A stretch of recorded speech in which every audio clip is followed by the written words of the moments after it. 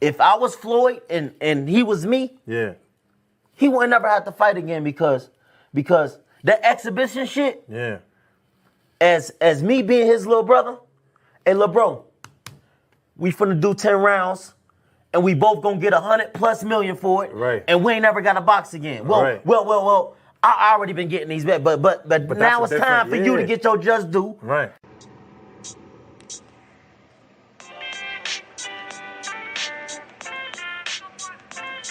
Yo,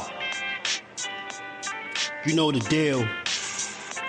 We back again. We never slacking.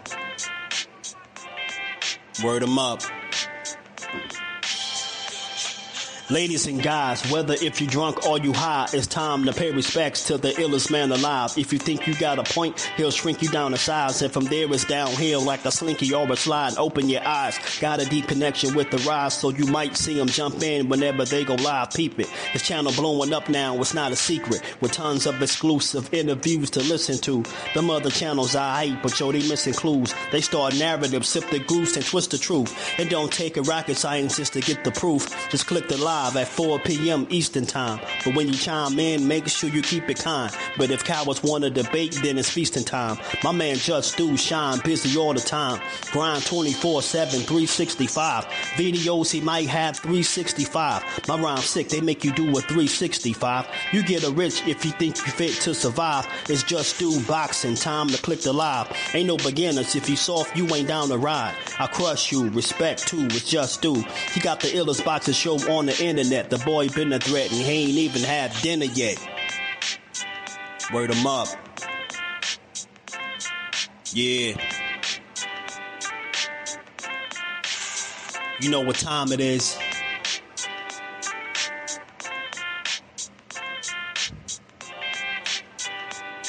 $4 p.m. Eastern. Click the link.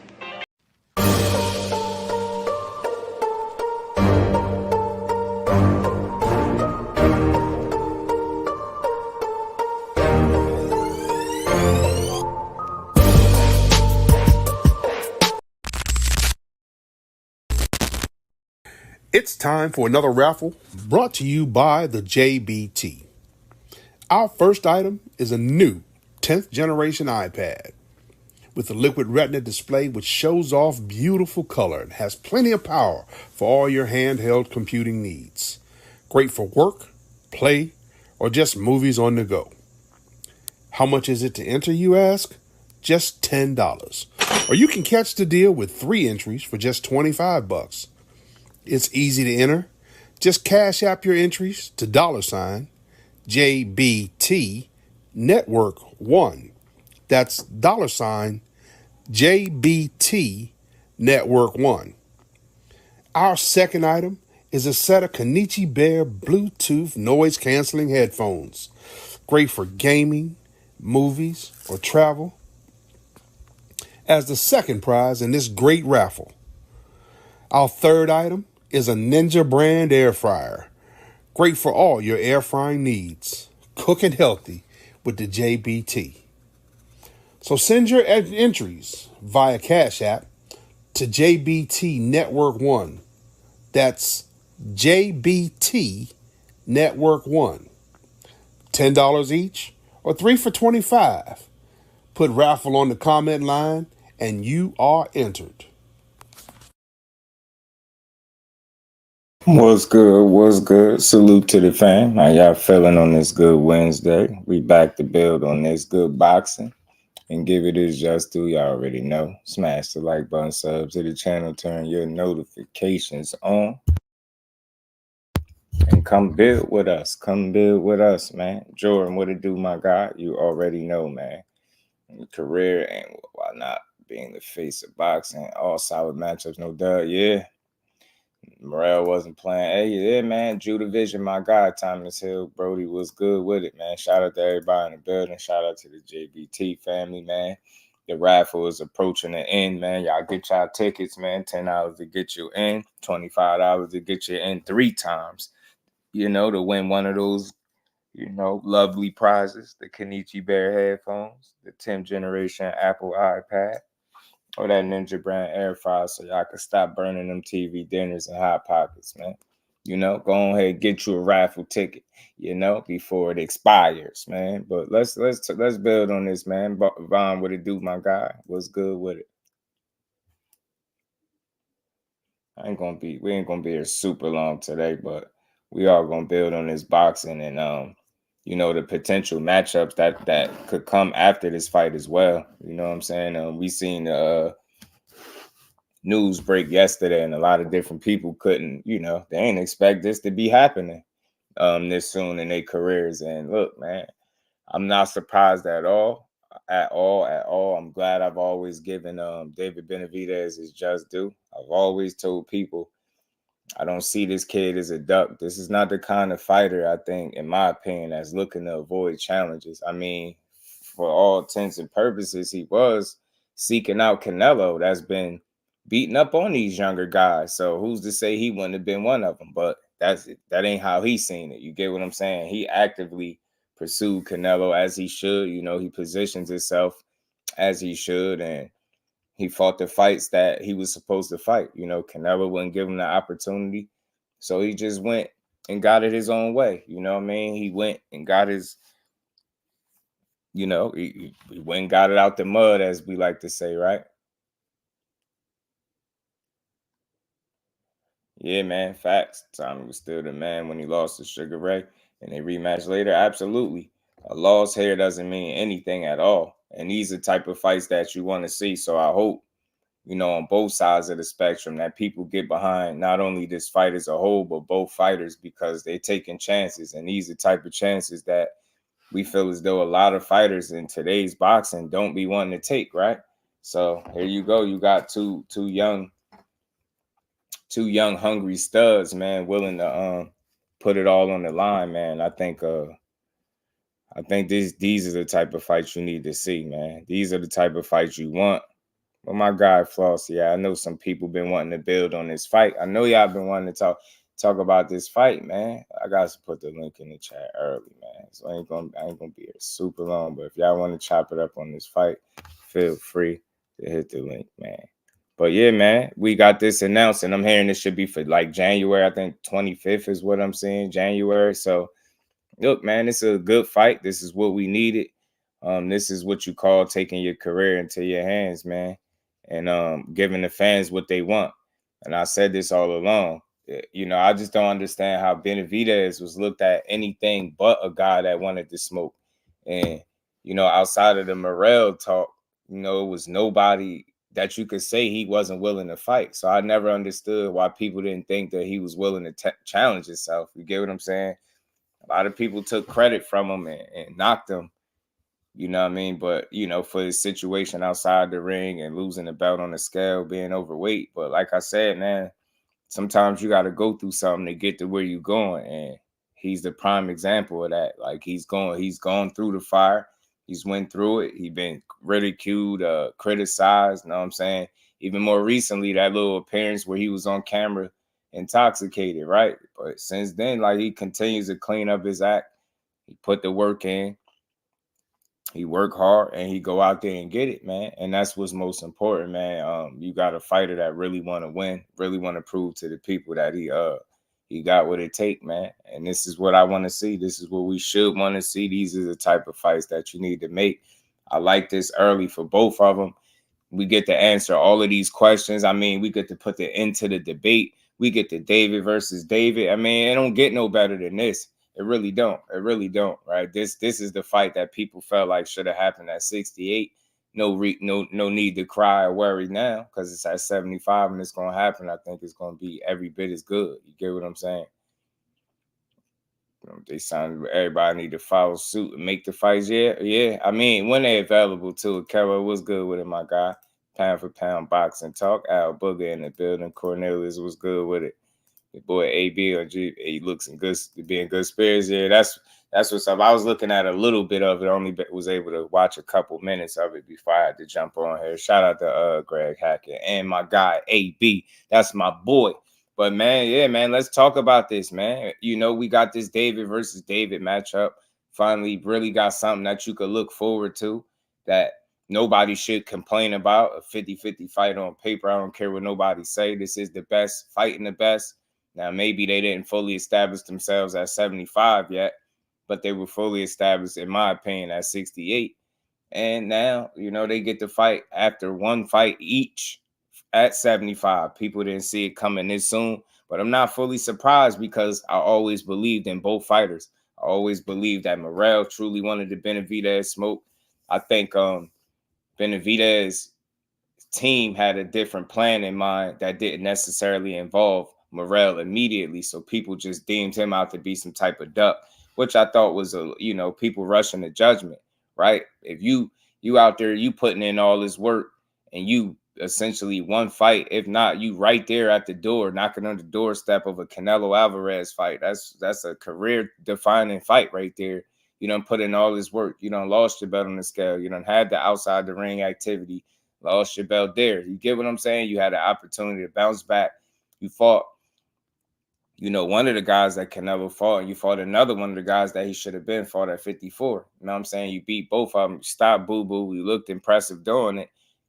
And you right there at the doorstep of Canelo, but he just didn't want to give you an opportunity. So he said, the hell with that.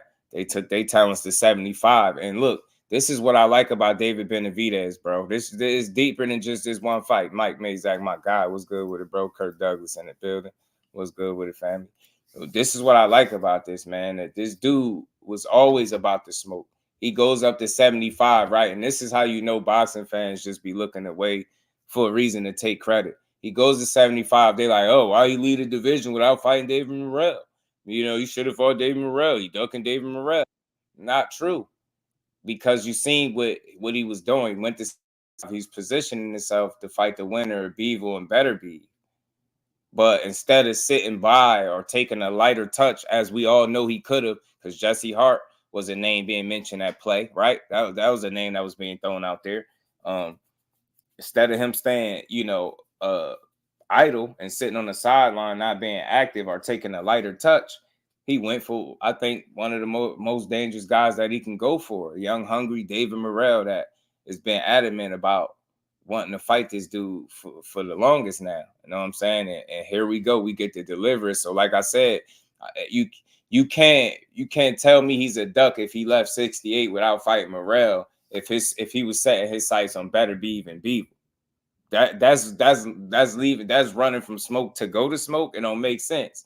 So what I'm saying is Benavidez has always been a thorough fighter, a real fighter, true and true. I just don't think in his career you're gonna be able to look back and say, yo, he was ducking competition. He ain't want to fight nobody. I just don't think you'll be able to say that about him. John's Garage, what it do, my guy? Yeah, he could have easily avoided him, right? Yeah, he could have easily. Yeah, he could have easily avoided him. And the diehards know who Morrell is, but like you saying, John's Garage, the masses, you know what I'm saying? Beth, what's good with it, my guy? So I love it, man. I love it. I love this fight for him, man. I think he deserves all the credit in the world. And one more reason why I feel like he deserves all the credit in the world, y'all, because when you look at this, hold on, where is it? It's a post where he, he's the guy that was why I don't have that in here? Where is it? That's weird. That's very weird. That is weird. Give me a second, y'all.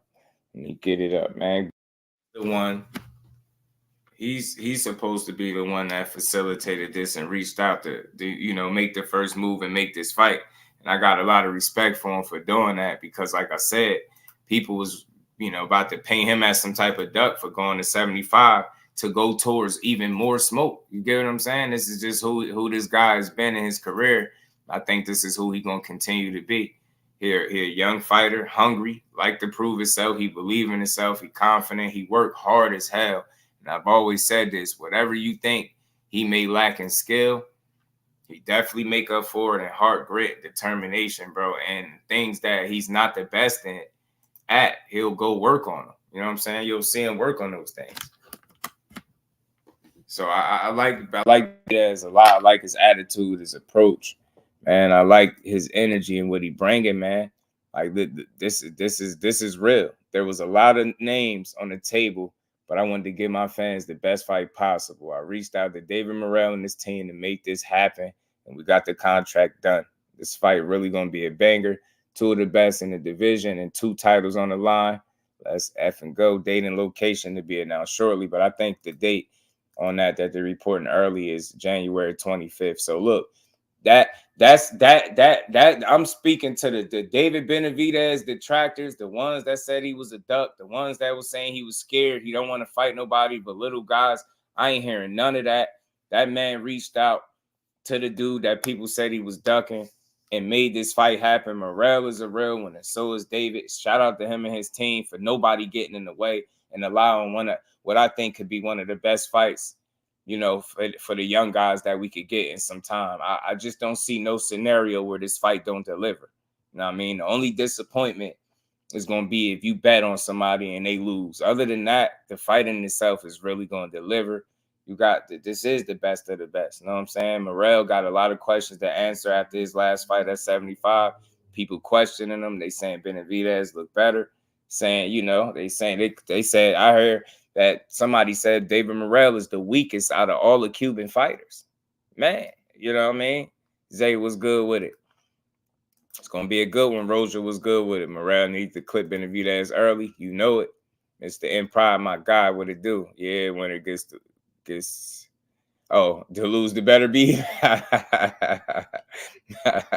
Black boy, my guy, man. Always supporting the grind. Appreciate you putting that color in the chat with the 5. And we ain't never got a box again. Well, Right. well. I already been getting these bets, but now it's time for you to get your just do. Was good with it. Shout out to my guy, Platboy. Appreciate that support, fam. With titles on the line in that fight, I think they got. I don't know. I think is it some interim joints? Might be interim though, because it ain't no major titles. Okay, for sure. You know what I mean? It might be some interns or something. Mr. Improv. You get me? Ace, what's good, family? All love, Brody. How you feeling? Money kept saying David Benavidez was ducking. Stop the cat. Watch this. Yeah, you can't. Yeah, you can't do that. You can't. Yeah, and I get it, yo. A lot of different people had their opinions on Benavidez as a fighter, but this is a prime example, bro. We be jumping the gun. I get it. We be wanting what we want when we want it, but we gotta take into account. We gotta take into account that these fighters, man, these fighters be having plans, man. These fighters and their teams be having plans. And you know, if you looking at the landscape, like I said, and you just look at the position that Benavidez was in, it would be you had to. I would make for damn sure that it was no way I was getting a Canelo fight before I fight a guy like David Morrell. Not everybody know him, not the biggest name in the world, but the diehards that know him for sure, right? Dangerous as hell, risky ass fighter. You know what I'm saying? Almost like a high risk, low reward type of situation. And he still said, "What up, man? David, what's good?" David called David like, "Yo, what's up, champ? Let's get it done." This I can't tip my hat to these dudes enough. And again, as much as we could sit here and complain for hours and weeks on end, months on end, all year round about how boxing don't deliver, how nobody take chances. But when you get something like this, you got to really enjoy it and embrace it and salute both fighters for nobody dragging their feet on this one. It wasn't a bunch of kicking and screaming on social media to get the people excited for something that wasn't going to happen. They just came out of nowhere. Boom. Business got done behind the scenes like some real ones. And I said this before, y'all. Ever since Spence and Crawford, I started asking, is this the new way? And what I mean by that is this the new way to make fights now? Fighters getting in contact with other fighters. You get what I'm saying? Yeah, I figured that, Roger. It was just some interim belt for Benavidez, interim title. But I don't know if that's 70. I don't know if Morrell got you're right. Appreciate you, Roger. You did. You're right. Because they did have some, secondary titles, I guess, if you want to say. You know what I'm saying? They did. Shout out to Roger. Appreciate that. But man, yeah, this is the fight, man. And people jump to judgment too quick. and they was painting this guy out to be somebody that didn't want no smoke, man. And I just didn't understand where it came from. Like, he don't look like a guy that's scared of anything, of anybody for that matter. So now we get to answer all those questions about, you know, how he gonna deal with the Cuban style of David Morrell, right? You know what I mean? A lot of people, myself included, is one of the people that feel like David Morrell got a really good chance in this fight. And I know when you look at the number of fights, you like, man, this should be cakewalk from Benavidez. Nope, not so fast. You might not see it in number of fights for Morrell, but he got quality, and it's quality over quantity for me. And he hit the ground running very early. He was competing for a version of a title in like his third fight, fighting 12 rounders. You know what I'm saying? Fighting 12 rounders.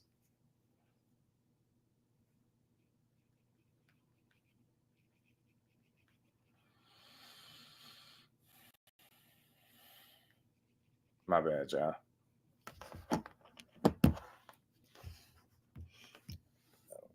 You got how you see it going, man. That's a good one, man. I don't know, man. It's so early. I want to wait till it get closer. I want to hear some build up, some back and forth. I want to wait a little bit before I pick, but we can break this down, man. I know I'll say this right off the bat. This is a fight that definitely could go either way. Dude's got to be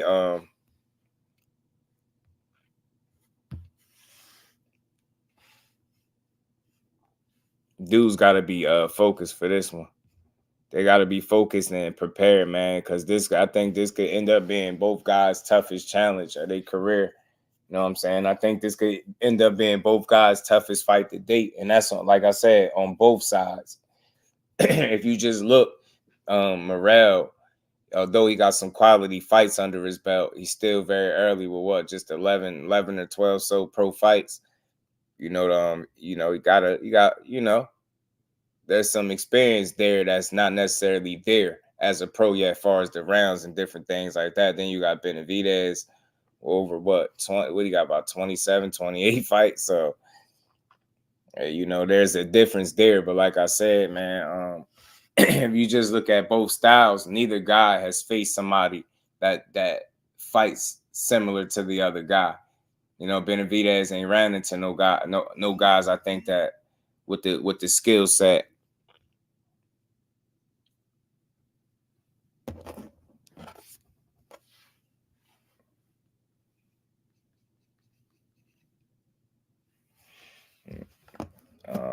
Doesn't really matter. He said this is more of a war in true 50-50 than Bivol and Artur. Yeah, it is. Thrill Hill was good with it, fam. Dub J in the building was good with it. Benavidez wins this. He definitely top 4 pound for pound. What I was gonna say. Yeah, man, look, this is a 50-50 fight. It truly is. You know, neither guy is no crazy devastating puncher, right? I think Morrell got some good power. I think so do Benavidez. Very strong, very good body puncher, good jab, right? Benavidez do some things well, man, and he just wear you down, throw a lot of punches, right? Morrell ain't faced nobody, I think, you know, comes with the volume and the aggression of a Benavidez, right? Benavidez, although kind of flat-footed, little wide stance and stuff like that, not the fastest feet, but they're not terrible. He can get to the target. He can close the gap. He can get to his spots in the ring and get to you.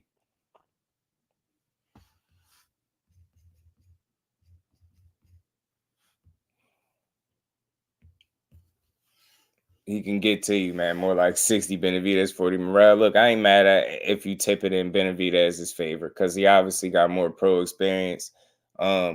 Fought the bigger names, right? Bigger names, more notable guys for sure. So he obviously have a better resume at this point. So ain't nothing wrong with that, Beth. I don't think it's crazy. You get me? But I think on paper, though, for sure, true 50-50 fight. And this is one that you just can't miss. BJ, what it do, my guy? You feeling? Just one that you can't miss. I'm rooting for boxing on this one, right? I ain't rooting against neither guy because I rock with both. And I'm just particularly happy that Benavidez in this instance is the one that initiated, you know, the phone call simply because he was being painted out to be some duck. and didn't want no smoke with David Morrell, wouldn't mention his name. And I never seen that to be the case. I truly think it was, if anything, it was his team, you know, not even protecting him from himself, but not necessarily going in this direction. Now that you get to a point where y'all find yourselves in the second weight class with each other, y'all both got one fight in, you know it's a fight that the fans been asking for a lot. And while Bivol and Beterbiev handle their business, you can, you know, stay active with a real fight, a real threat, and not just no hand-picked, cherry-picked opponent, right? So I love this, man. I got to give these dudes credit, man. This is what you like to see, man. It's going to really test both guys. It's going to really show you what both of these guys is made of, man. I'm telling you, bro, this is as good as it get, bro. Early in the career of young David Morrell, y'all gotta love this. I feel like punching something right now. Man, this is what you get. And they was just about to knock boxing, man. Set the tone, man. I hope that phone call is a result of, you know, Earl Spence and Terrence Crawford and people looking at that situation and saying, you know what, that's the way to get it done, bro. Let's make these calls. Let's start getting on the phone with people, man. You get what I'm saying? Shout out to my guy, BJ, man, for the 10-piece in the Cash App. Always supporting the grind as well. Much love. And we ain't never got a box again. Well, Right. well. I already been getting these bet, but now it's time for you to get your just do.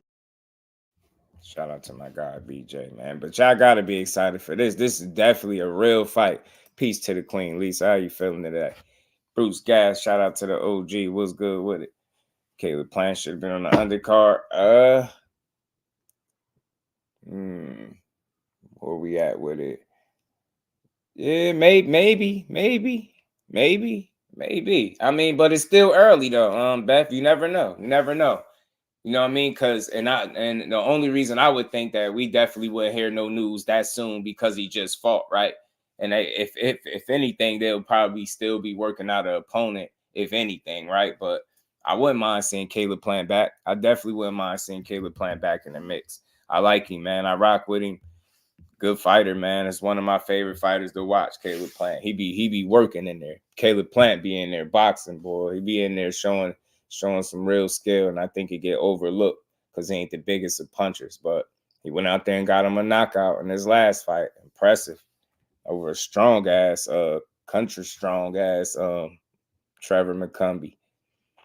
Yeah, I hope this the trendsetter too, Thomas. I really do. In terms of like set the tone, man. I hope people see what they doing right here and they say, you know what, we got to really start getting on the phone with each other and making these fights. Stop allowing the wedge to be drawn in between with this stupid social media back and forth.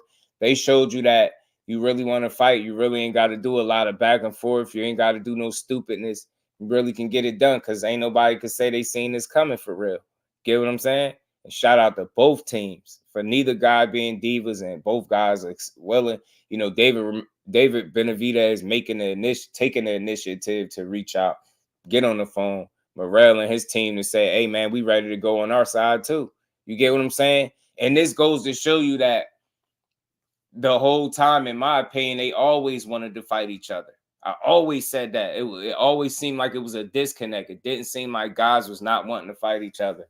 And this is the prime example of it, man. This is what we get when guys really want that smoke. He got Morrell. Yeah, Kurt, man. Initially, I was saying Morrell, but I'm going to just think about it. 2-4, what it do, my guy? Real Malachi, Raw's Boxing. What's good, family? How you feeling, bro? Yeah, this is official. This post in specific is right from the desk of David Benavidez. And since then, both of them has posted it. They ain't doing nothing but reposting it. Yeah, Benavidez reached out to Team Morrell. Team Morrell said, let's do it. Now we got us a great fight. He's saying the date and stuff is going to be announced soon and location. But like I said, I'm already here in January. You know what I'm saying? So if it's January, I love it, bro. I love it. I love it. This is great for boxing. Let's get it, man. Let's get it, y'all. David versus David, man. The battle of the Davids, man. The fight that 168 could have gave us, but instead we getting to that light heavyweight. Let's get it, man. Flyer Frequency, what's good, my guy? He said, dang, who you got? Y'all trying to put me on the spot. I don't know. It's early, y'all. I'm going to keep breaking it down.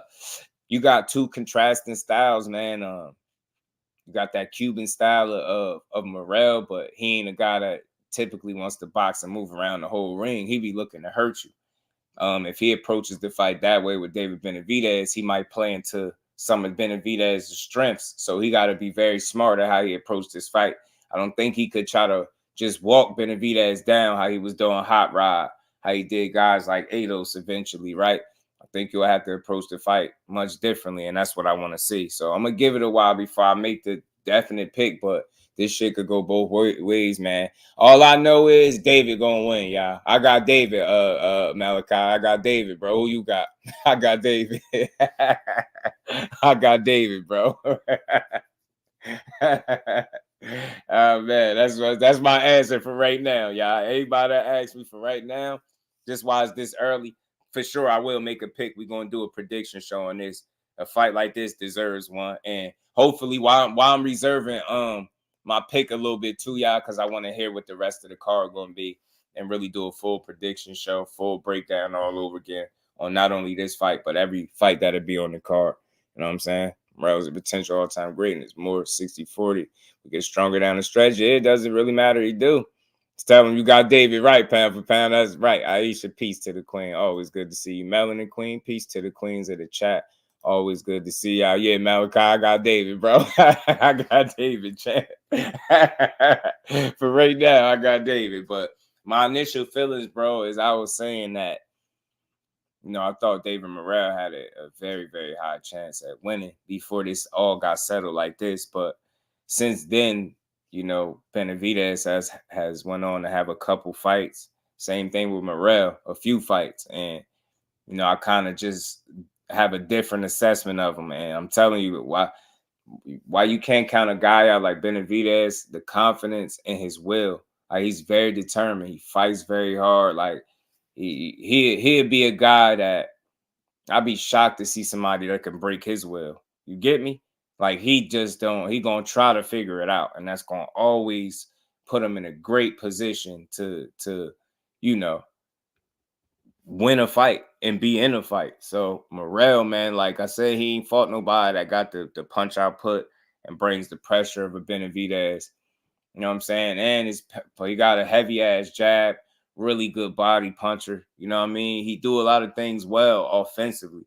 Even not having the fastest feet, he still know how to get to his spots. He's intelligent in there. And you see him working on things. Like, you hear people complaining about his footwork and lack thereof. Next thing you know, for what it's worth, you see him in the ring with Rigo, doing work with Rigo, little ass Rigo. You know, Rigo got some of the sweetest feet in the game. You know what I'm saying? Kyle Cooler, blessings, family. How you feeling, bro? Boxing with 2-4, my God. Hope his hands healthy for real. I was just saying that because he didn't get the knockout. Nah. He went into the joint with some injuries. I don't think he's the kind of guy that his career is solely like dependent upon a knockout. I don't think he's in that round, right? Like, I don't think Benavidez. I don't know if do y'all consider Benavidez a knockout artist? Like, I mean, he gets you out of there for sure, right? He a KO guy, but I don't think it's make or break what I'm saying with his fights. I don't think it's make or break that he got to KO you, right? You know what I'm saying? I think he just doing what David Benavidez do is enough. But, you know, people were looking for any reason to critique him, man. They found it in the last fight. Zoom verse, my God, what's good with it, bro? How you feeling? Need Morrell to work on defense. Yeah, we all do. Aisha Jada was good with it, and he got to. He want to tighten up, and for conversation purposes, Benavidez don't get hit as much as people think. So yeah, it would be important, like you said, for him to work on the defense, and I think he got it. But I think, you know how you fall in love with having it your way. That's what I think I see with David Morrell in the last couple fights in particular. Just being used to having it all his way, kind of getting away from doing some of the things that he do really well. You get what I'm saying? Boxing and moving. Like, remember his performance over Ados, and it got way into the 12th round where he stopped him. You got to see a multitude of different things that he can do in the ring and at a high level. You get what I'm saying? So I like a lot what I'm seeing from David Morrell, man. I just know that he got away from some things, I believe, in his last couple fights. And that can't be the case against Benavidez. He need his complete bag present. You get what I'm saying? He don't need to go away from the things that make him look as dangerous as he is as a young Cuban fighter. You know what I mean? Usually take accumulation. Yeah. Shout out to my guy Zoom Verse, man. Probably 168, but not 75. Yeah, Jim Brown, what it do? Omega Red, my guy, Dragon Assassin, Official, Ant McQueen, the Professor in the building. What's good, my guy? So yeah, man, Benavidez defense is ugly, but effective. It is, because there's nothing flashy about it. But he do just enough to get his head out the way, block punches, catch him with the arms, different things like that. Lean back a little bit, and he'll roll with a shot. He do a number of different things in there, you know what I mean, that he don't always get the most credit for, because it, like you said, it just ain't the most, you know, eye-catching or pleasing to the eye, appeasing to the eye. So, but it is effective, and that's what's key. Like you talk about that all the time, you know, efficiency and how effective it is. It don't matter what it look like as long as it's working. So that's one of them things with him. Might not look good, but it works and it's effective, right? So yeah, David Morrell gotta have his full bag. Like the Queen saying, you gotta show that your defense is there. You know what I mean? Because it's gonna be tested. Your will, your gas tank, your chin, your body, like he gonna test you. Benavidez is gonna put everything to the test. All those things that people feel like David Morrell can't do well or doesn't do well, like setting up shots, say he load up too much. People even question his gas tank. Like you said, the holes in the defense. Benavidez is gonna put all of those, you know, those limitations or issue. He gonna turn that into, he gonna put that under the microscope. The things that he don't do well is gonna be put under the microscope by a Benavidez type of guy, because he gonna push him physically. So we're gonna really get to see what David Morrell is. We're gonna get to find out exactly where his IQ is at. You get what I'm saying? And where he fit in at in the pack of 175. This is a fight that's great for them both after getting just one fight at the weight class and then get right up in there. Like I said, Morrell been barking about this fight for a little while now. He got a chance to prove it and stand on everything he been talking about. You know what I mean? Right?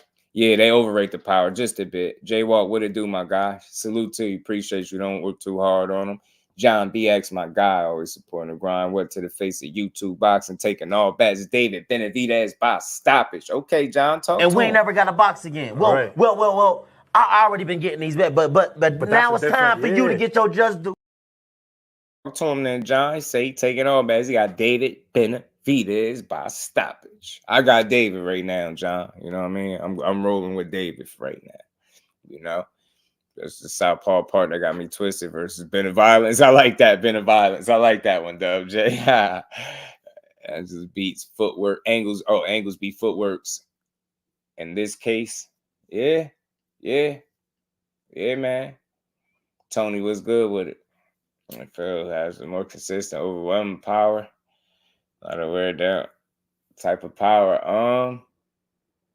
I don't know. Benavidez, I believe, has heavy punches, but they wear you down over time. Like, he's not no guy. He might not be no one-punch KO guy, but he's definitely not somebody that you want to keep jabbing you repeatedly or catching you with those hooks to the body or those uppercuts. Like, so he got really good power, but it just wears you down over time, right? It's a draining type of power. It's not no one-punch KO stuff. It's accumulation, and it just wears and chips away at you, your gas tank, your will over a period of time. Morrell has pretty good power. Not really no one-shot guy, but he can hurt you for sure. He's not somebody that and he got good punch placement when he get his shots in there. So they got different kinds of power, and the way they use it and set it up is different too. You know what I mean? Shout out to John, man. Appreciate that support. Ray Patterson, my guy. What it do, family? How you feeling? Remo, let's talk fashion in the building. The vision is in the building. Yeah, it's a great fight for both, man. I think a loss from Morrell affects Morrell as much as David Benavidez, but amazing challenge for both. Yeah, 2025 starting on very strong, bro. Appreciate you, Thrill Hill. Yo, I'm sorry. Yeah, I was having a brain freeze. I could not get through. I couldn't say. I could not get it out. You knew where I was going. Deficiencies. Shout out to my guy. He had me. Shout out to my guy, Remo, the vision. You know what I mean? Emmanuel, what it do? My guy, road to redemption. Been beating Morrell bad. You think so? I think it's gonna be a really good fight, man. It's a test of two different styles. I think the thing with Morrell is, like I said, not giving them no out is just an observation that I made. Sometimes you can fall in love with some things, or you can get so, locked into one and try to impress the crowd. I think that's what we seen in his last fight. He was truly going for the knockout, kind of chasing it. No, not kind of. He was chasing a knockout in his last fight, and he wasn't setting up his punches. He wasn't showing his bag because I don't think he had to, right?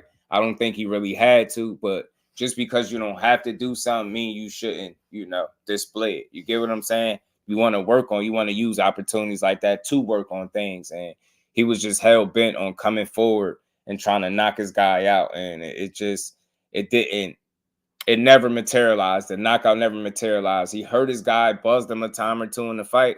But overall, the knockout never came because he chased it instead of setting it up. If you watch Morrell through the fights that he's had, you know what I mean? You'll see that on a normal basis, like he's used to picking shots, setting things up, being a lot more, smooth and versatile in there instead of just, coming forward, foot flat, feet planted, just winging big shots, loading up. You get what I'm saying? That's not what he do. That's not him showing his full bag is what I'm saying. So you need to get back to the things that open people's eyes about him and had everybody, or a lot of people feeling like he's going to be one of the next best Cuban stars out there. So he just got to get back to the things that, the basics, man, fundamentals, boxing, right? Not just trying to hurt your guy. Like, pick your moments and your spots when to do that, because respectfully, if you approach the fight with Benavidez how you did your last couple, I think that would be a bad strategy. I think that would play into Benavidez's strengths.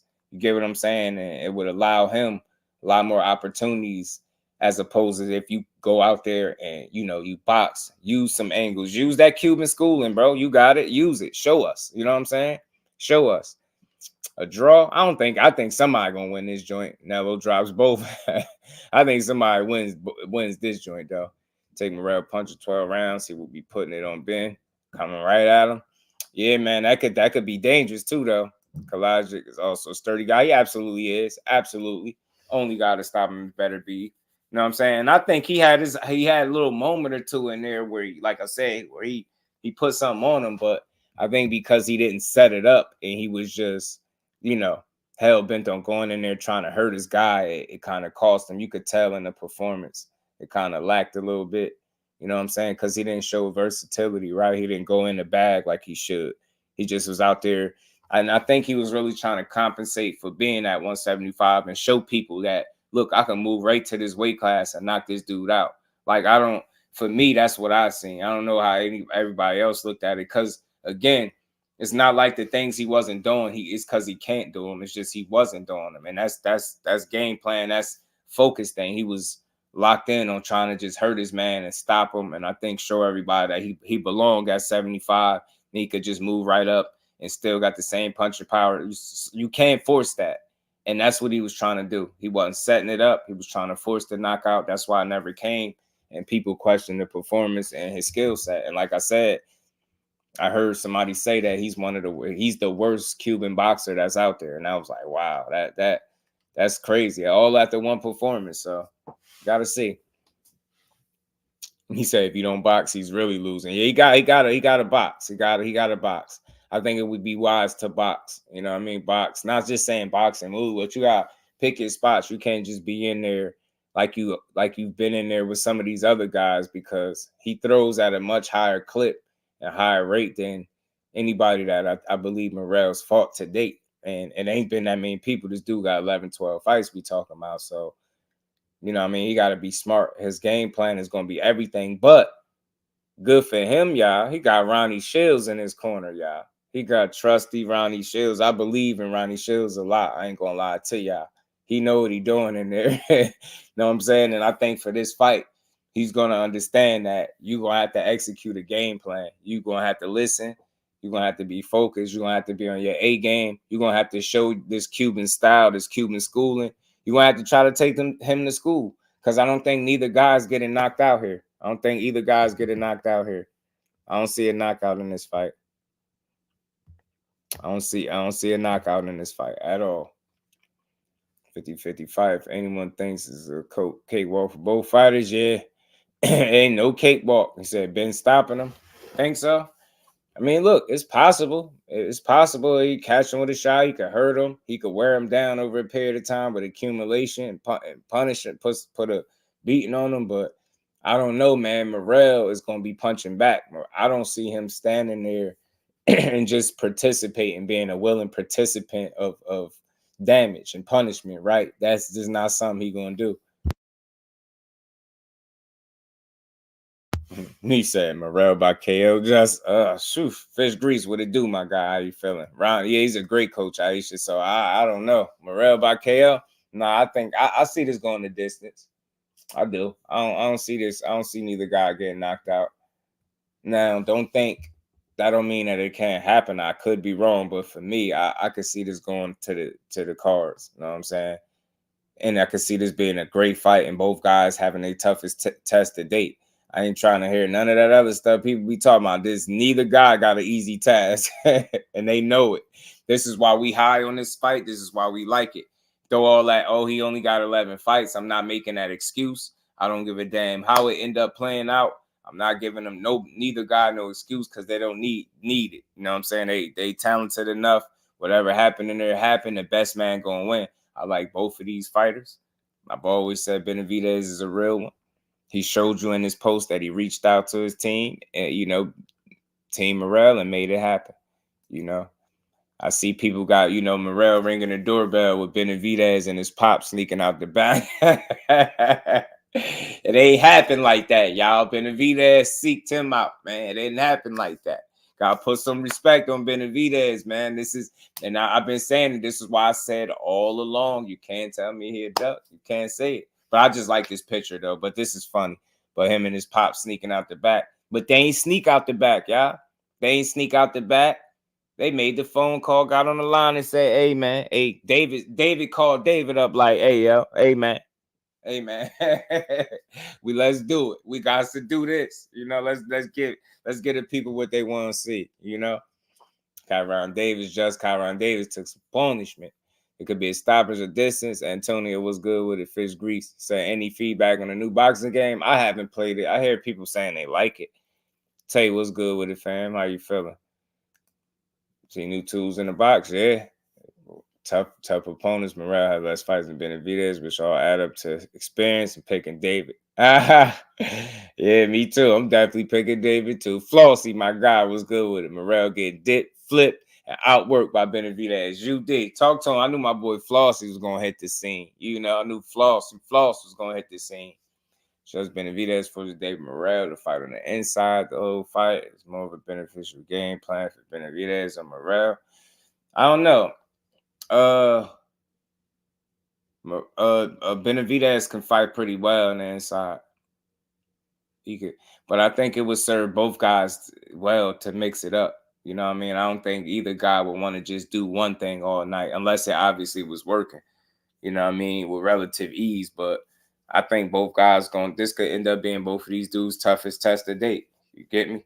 I think it could be, or I could be wrong. You know what I mean? Maybe Benavidez showed people all along that Morrell was never on his level. He ain't got enough experience, right? He ain't got enough pro experience. Maybe he can show that. Maybe Morrell will show that he always belonged in the conversations with fighting guys on the level of a Benavidez, 11 fights or not, right? I think this is the kind of fight that you get for sure. Stressed out boxing was good with it, bro. How you feeling? I think this is the kind of fight that you see that. Benavidez gets done, I'm all good. I just favor Morrell's skill set a little more. Oh yeah, man. I'm telling you, man. Yeah, and it's like it's one of those fights where it could go either way. It's like that. It's gonna come down to preparation for real. But Benavidez does have the pro experience on his side too, right? Like I said, Morrell got some quality with that low number of fights. There's some quality up on that resume, so you can't dismiss him. Got a great amateur background, the Cuban schooling. David Benavidez, one of the hardest working young fighters I think you got in boxing today. You know what I'm saying? I do. So you got two must see talents. You know what I'm saying? And when you get in there at this age, this early, and it's early for Morrell, especially, but Benavidez just showing that he with all the smoke, bro. He with it all. Pound for pound, what's good with him, my guy? He's showing that he is with all the smoke. Morrell ain't been in the trenches long enough. I got Benavidez 10. Yeah, I feel you. I feel it. Look, man, he got his work cut out for him. Pound for pound, what's good, bro? What's good, Just Do? Hit the like. What's good, family? How you feeling? Man, all good on my end. Man, this fight got me feeling good. We got more. We got a great one on the way. So this is real. Like this is like Oh, official. for sure. Yeah, that post I put up was from Benavidez, and he had a nice. I made sure I clipped his caption too, because he was letting people know that it was a lot of options on the table, but he wanted to give people the best fight possible. You know what I'm saying? So he been listening. I really wish some of them people that was calling this man the duck was in here right now, just so they could hear. I ain't gotta say their name because I knew who they was, but I told y'all stop doing that to these fighters. Yeah. He always showed you he want to fight. He ain't never showed you nothing different. You get me? Like don't put the duck jacket on David B. They And do fast. you know, Morrell is too early for him to be a boogeyman. Of course, he would be calling for the fight. It would benefit him more to fight a guy that's on Benavidez level than the other way around. If you Benavidez, and let's use logic instead of just narratives, right? You Benavidez, you right there at the doorstep of a Canelo fight. It's just him dragging ass. You ain't gonna reach all the way back to Morrell if you don't have to. It's not about being scared. You doing business. You like, yo, hold on.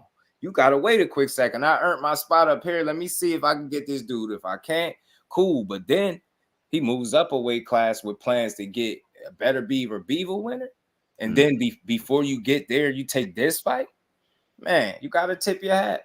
Gotta tip your hat. Yeah. Hey, just in the chat, I said, imagine the card with Benavidez and Morrell as the main event, and the co-main event, Boots versus Virgil at 154. Yeah, that might end up being a fight by itself, though. Flossie, what's good with it, bro? I know you excited for your boy. Aish, peace, Queen. Yeah, buddy, we on your ass like back pockets, buddy. We on your ass like back pockets. You got to stand on that shit. Yeah, it's like back pockets. I'm telling you. That's my boy right You there. rolling with David? You rolling with David? He the first person I thought of always. So I said, hold Man. on. They started sending it to me left and right. Somebody typed it in the chat. Then like 3-4 people sent it to me. I said, Flossie gonna be happy. He gonna be grinning with this one. Hey, I've been saying he was gonna beat Morrell for the last 2-3 years though. Like this ain't nothing new for me. I've been saying it. I know it. And if I'm wrong, I ain't saying he ain't got a chance. Yeah. I'm just saying I'm rolling with my guy. Yeah. Yeah, for me, what worries about Morrell is has his last few fights gone the distance, or has it ended? And what's good, Brody? Does David Morrell have enough rounds? Is my question. It's gonna be put to the test. He can't make up for the amount of pro experience that David Benavidez is seeing. And the thing is, like with Benavidez, he don't just have the number of fights over. He probably more than likely got rounds, but then he got opponents as well. I think he got a lot of experience fighting Boo Boo and Plant. I really do. So I like his chances a lot more going into a fight. And he's fought both of their fights at 75. I feel like this fight is going to be tough for both. He's fought South. David Benavidez has experience fighting both southpaws, right? Urban Mac, my guy. Aren't both Plant and Boo Boo southpaw? Plants. I think Plant is orthodox. Boo Boo southpaw for sure. Yeah, Boo Boo is. Yeah, man. I hope this fight is real, bro. Because I seen the post. Yeah, it is. It is. No. I about to say I was in a space yesterday with somebody that been working with Benavidez for like a decade. They said that's official. Like she talked to him already. Yeah, he put a statement out. He said it's done. He basically said that he don't want to be known as the fighter that everybody be like, look at him, he don't fight nobody. So he just jumped straight into it. So that's what he wanted to do. That's love it, man. Told you, let's not put the jackets on these fighters. I know Morrell was looking like a scary guy, but we always got to consider business. And it's just like a job, like you've been working for so long and you right there about to get a promotion and somebody telling you to fight you got to compete with this entry level dude. Like, in a sense, you get what I'm saying? You like, hold on, man, this dude got 10 fights, 8 fights, 9 fights at the time. Y'all on my ass, and I'm right here I'm breathing down Canelo neck. I'm literally chasing greats. You know what I'm saying? So I always understood it. And then I felt like it had happened at a time when it presented itself. This kind of surprised me just a bit, the timing, not the fight itself, but just the time. Benavidez said, the hell with that. Who ducking who? Yeah, for me, I'm a fan of both fighters, and this is what I have. I have it going the distance, and I have it either of them winning by either majority or split decision. Right. Shit. I think it's gonna be a definitive winner in this fight, and we the thing is, y'all, we ain't gonna move past this fight yet because y'all just think about what's happening. You got Benavidez was already positioning himself to possibly fight the winner of Bivol and Beterbiev. If he win, you already know what direction he going. But if Morrell win, what direction does he go? Could you imagine him competing for undisputed? Benavidez, I could, but Morrell, that'd be crazy. How about him versus? I have a fight for him, Anthony Yard. Morrell. I've been wondering that, but don't he got something going on with Queensberry or whoever he's supposed to be signed with? Yeah, he got a fight coming up too. I think he just announced on his IG. I ain't seen Yard in a while. Yeah. Benavidez is gonna send Morrell right back to Cuba, baby. Beat up. And what I said in the comments, flip, dipped, and not work. That's it. Come on, let's kind of be like realistic. I mean, Morrell's good, but I don't think. I mean, Benavidez is just a whole different type of animal, man. But we'll see. We'll see. I like it. I like when people, however anybody feel, when we go back and forth, where even you got Benavidez and Morrell. I'm just knowing Morrell can approach this fight, and I'm not saying he will, but he got to get back to his bag. I'm gonna be real. I watched him enough to know that he has a bag, and I know in the last couple fights he ain't really dug in it the way he's. It's hard for me to choose either fighter because I'm a fan of both guys.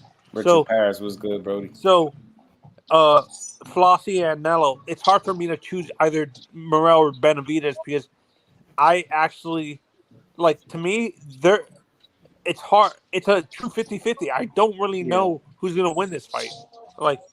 And I'm a fan of both guys, so it's hard for me. It's a good fight. I just mean we got us a good one for sure. I think if Morrell comes with that pride, right, that Latin pride, bro, and wants to come out swinging, it's gonna be a bad night for him. Oh, that's what I was asking you in the chat. Safe, family. That's what I was trying to get out of you. Just with David, if David Benavidez forces the fight on the inside, is it a bad game plan for Morrell to agree to do that, or is Morrell a good inside fighter? I think he's a good inside fighter, but again, if you forced to do anything, it's never good. You know what I'm saying? If you forced to do anything, it's not going to be good.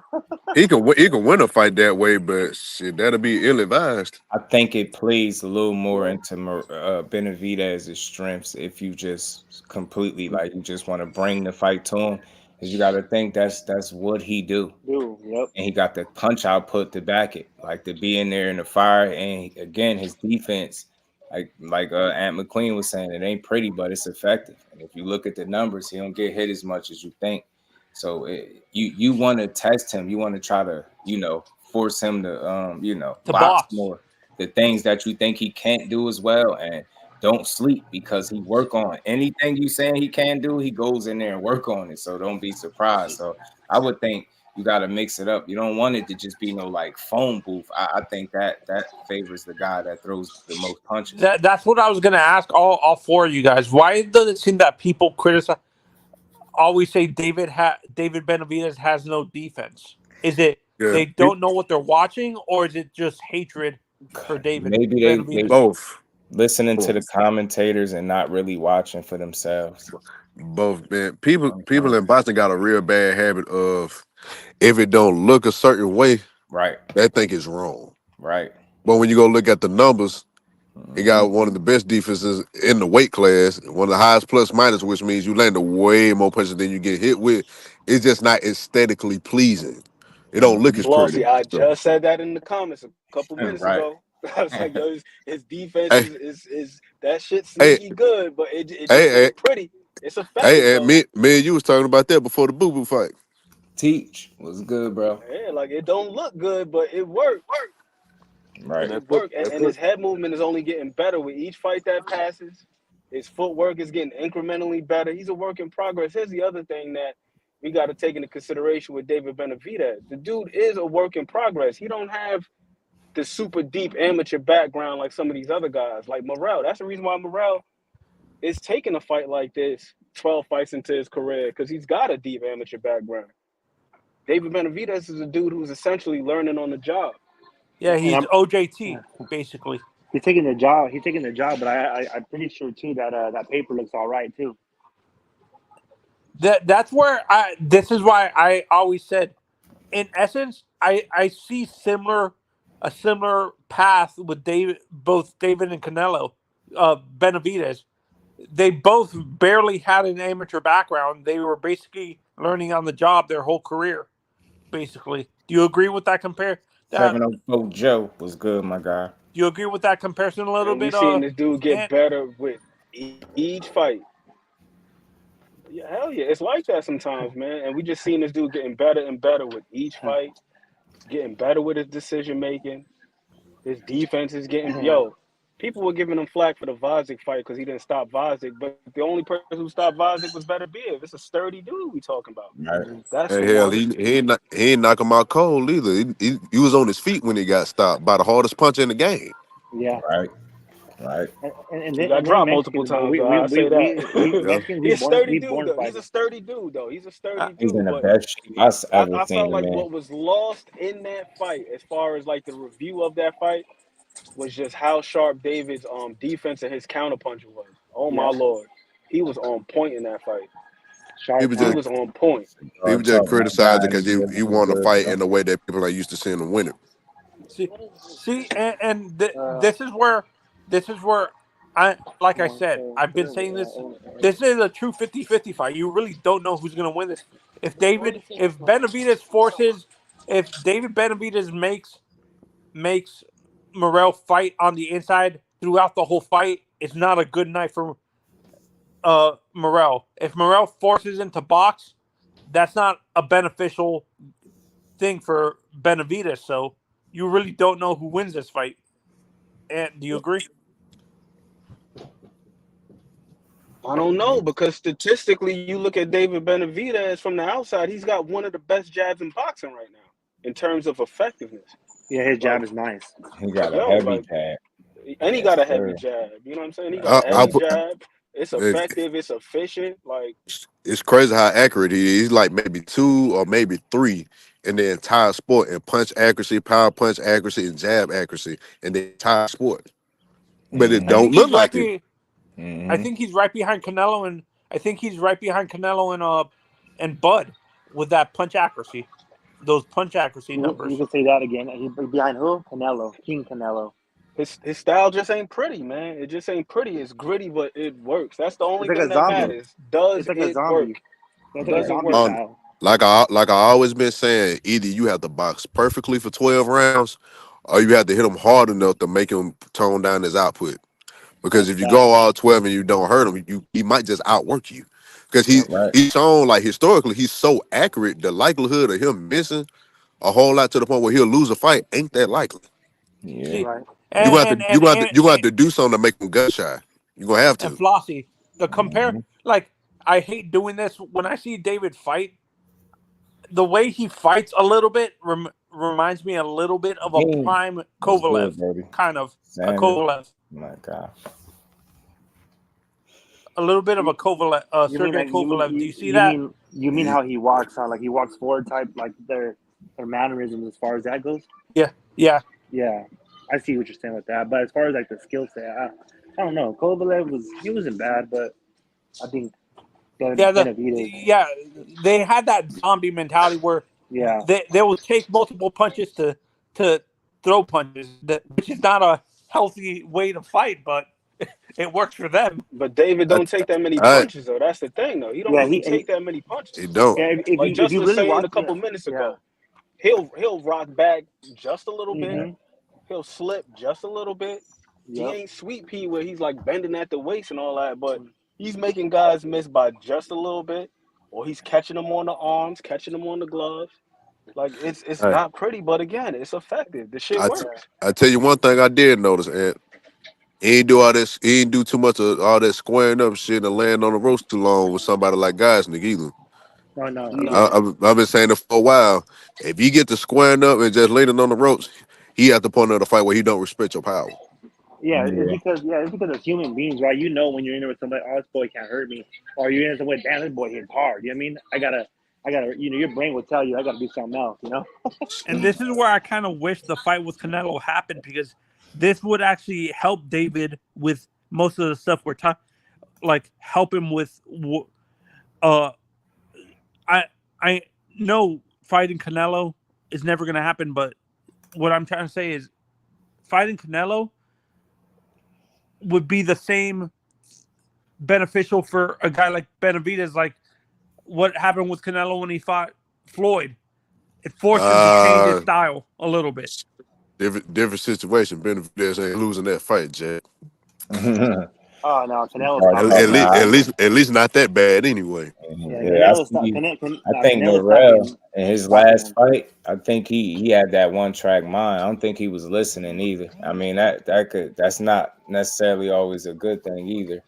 But he didn't look that good. I seen him that boy get frustrated, pressing and chasing a knockout that never came, and not going in his bag, and it made people question his ability. Like what you saying now, you say you seen him struggling to make adjustments.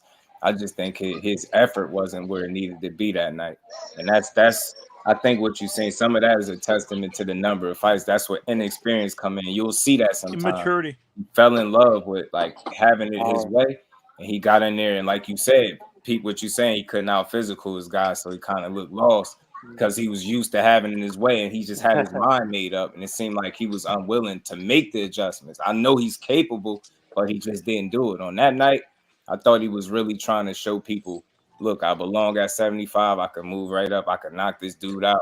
I still got punching power.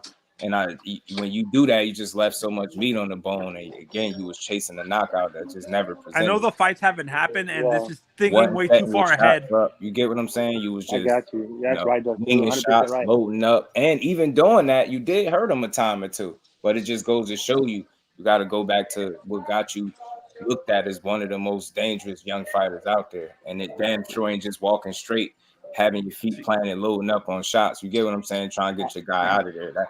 He's way more creative than that is what I'm saying. And I see 12 clean rounds of him boxing and really thinking in there and beating his man ass. So I know he can do it, but you got to show it in the biggest moments. B-Dog was good, bro. They're saying it for a while. What do you guys say? David Benavidez is aggressive. Is he just aggressive to be aggressive, or does he have effective aggression? About a numbers here. It's damn sure effective. Right. It damn near throw the most and damn near land the highest percentage. So it got to be effective. It's like Virgil. I don't know, man. I think Virgil had the same thing happen to him too, where he he used to getting people out of there, and you see the last couple of fights where he got them out of there, but it was like he's kind of like relying on that all the time, pushing the issue too much instead of getting immaturity. Bad. Yep. Mm-hmm. It's all immaturity. Yep. I've been saying it for a while. I said Morrell got to learn how to change the tempo and the steam he got on these shots, man. He be throwing all these shots like he chopping trees. It make it too easy to read when you fight somebody elite. Mm-hmm. See, and this is where I kind of wish he had a fight with a guy like Yordenis Ugas. That would have forced David Morrell to be more patient. Damn, that's a big weight jump. Yeah, but I think Ugas too dumb. You mean stylistically a guy like Ugas? Yeah, stylistically. Yeah, oh yeah. That's another thing that I noticed too. I might be tripping, but even though he's an orthodox fighter, fighting Gosney gets you more prepared for Morrell than a hot rod gets you ready for Benavidez. And I want to do that major jump of competition play a factor as far as experience in the ring and how you handle certain situations when you face adversity. I think I so. agree Definitely, yeah. 1,000%. That's a fantastic point, Flossie, for this It, reason alone. For one, David, we always talk about him and the other, and I'm talking about Morrell. We always talk about him and the other Cuban guys and their footwork and all that other stuff. Well, Vaza got damn good footwork himself. That's for one. Mm. Them Ukrainians, man, they footwork be phenomenal. If they can't do anything else, their footwork is A1. So he already got good footwork, and they don't call this dude the nail for no reason. Like, yo, this dude literally retired Adonis Stevenson, put the man in a coma. Dude can punch. So the fact that David was in there and he was able to take a punch from him, and we seen Morrell's power. From what we seen, it don't look like it's too crazy at 175. It don't like it's anything too crazy. Like Jess was saying, it ain't like it's one shot he about to start you like Deontay Wilder or something like that. But it's like, yo, if you can deal with this dude, his physicality, his footwork, you should be a lot more prepared. And then Kalajic just doesn't have the output. I think Kalajic got good footwork. He got a solid punch on him. But if you just watch him stylistically, he's not a guy that really lets his hands go. He's a dude that he fights in spots. He pot shots for a majority of the fight. Move, pot shot. That's not David Benavidez. David ain't going to just move, pot shot. It's going to be volume, especially once he start getting them hands going. If he got you on the ropes. Now, me personally, just in terms of the timing of this fight, it kind of gives me Charlo Lubin vibes. Like, remember how Lubin was looking like when he knocked out what's his name, Coda? He was looking like he was about to be crazy. But when he fought against Charlo, it was just a little too soon. Because he was knocking dudes out. Sledge and Hammer was putting guys in the dirt.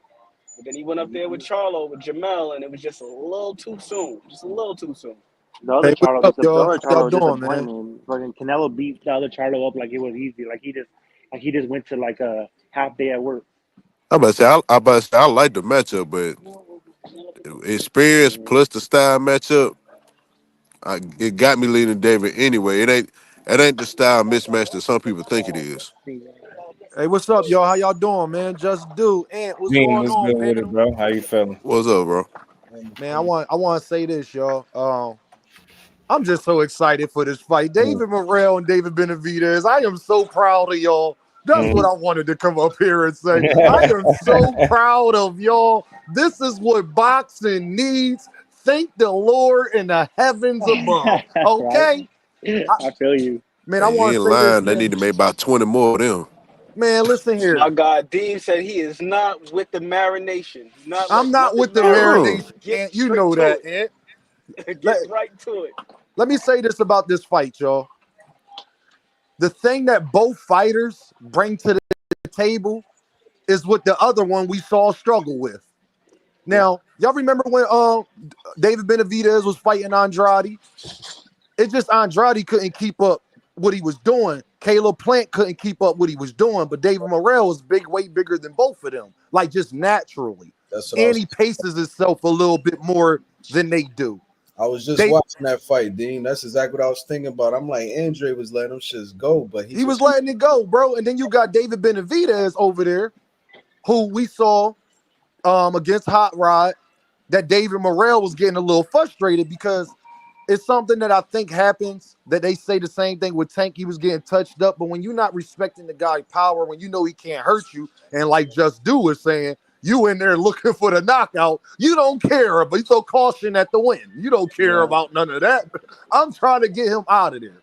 And this the other thing, y'all. I think we sleep on Hot Rod. Hot Rod is a mover. He is a veteran. He been at that weight division, and then when you coming up in that weight division and you think it's going to be like 168, these guys walking around at 190, 195. It's a different type of man you fighting. And I think David Benavidez saw the same thing against Goffchick. Don't mess with Texas. We're good, bro. Man, the thing I love the most about this fight, though, y'all, is that we going to actually see the best of both, because both going to have to adjust to the other, because David Benavidez is not a mover. That's not good against somebody like David Morrell. David Morrell going to have to keep them hands up and adjust and be patient. and he don't like doing that all the time. right. So we gonna see who really a dog. But y'all, the thing I asked, and just do hear me, bro. The thing I asked the boxing community, let's not down one of these fighters to uplift the other. These two men have done what we asked them to do. Thank you. We gotta applaud these guys for doing this, man. And I Especially just think when all we do is complain. That's what I was just saying. You on the right platform. You know it. Let's build them For up. sure we and are. let's build them up, man, because these guys is both of these guys deserve they shine. This is their time. Canelo Alvarez, don't let these guys take you. I'm trying to tell you, my guy, if this fight is what we think it is, all the pressure gonna be on you. I'm just telling you. And don't let Beterbiev and Bivol be crazy. Lord have mercy. Operation box Canelo out. Hey. You know what I'm saying? And when obviously you can't box him out, but he got to run out of people to fight one day. him. And that's what this fight represents. Two guys making a path without him. Oh, you don't. Morrell said, man, he don't want to fight Benavidez. Ain't no way he gonna want to fight me when it's time. Let me go and take my ass up to light heavyweight too. He was never fighting Morrell. That was done. There's no pressure on a king. A king does what he wants. He moves how he wants. There's no pressure on a king. So he just does what he wants. Yeah. That's all I got to say about that. So who's in your guys' opinion, who's a more realistic co-main event for this card with Benavidez and Morrell? Boots versus Virgil or Morataya versus Zepeda? Morataya. Yeah, Morataya Zepeda. Yeah, Virgil and Boots be by themselves. I would say both of them on the zone side anyway, so that wouldn't even be the same card. It's like unless it's like a turkey type card or something. Right? Yeah. Hey y'all, is it true that Earl and Fundora gonna be the main event? Oh hell no. I ain't gonna lie, I love Earl to death, but this gotta be the main event though. You talking about I love EJ to death, but that can't be the main event. You talking about that card that they keep circulating, putting Earl and Fundora and Benavidez and Morrell, I think. Is it something like that? Yeah, Josh, yup. Yeah, they off. I think they reaching. I reached out, man. He said they reaching. And he was like, that's definitely not just like they saying Maul Charlo fighting Andre on Tank Card. Yeah, he fighting on Tank Card, but now he's not fighting Andre. Why would he jump in there with Andre with this kind of layoff? But Andre is in the plans. He's in the runnings to make that fight with Maul. But I believe he fighting Thomas Lamana. If y'all, I know who Thomas Lamana is. He's fighting him, and I think his brother might be fighting J-Rock.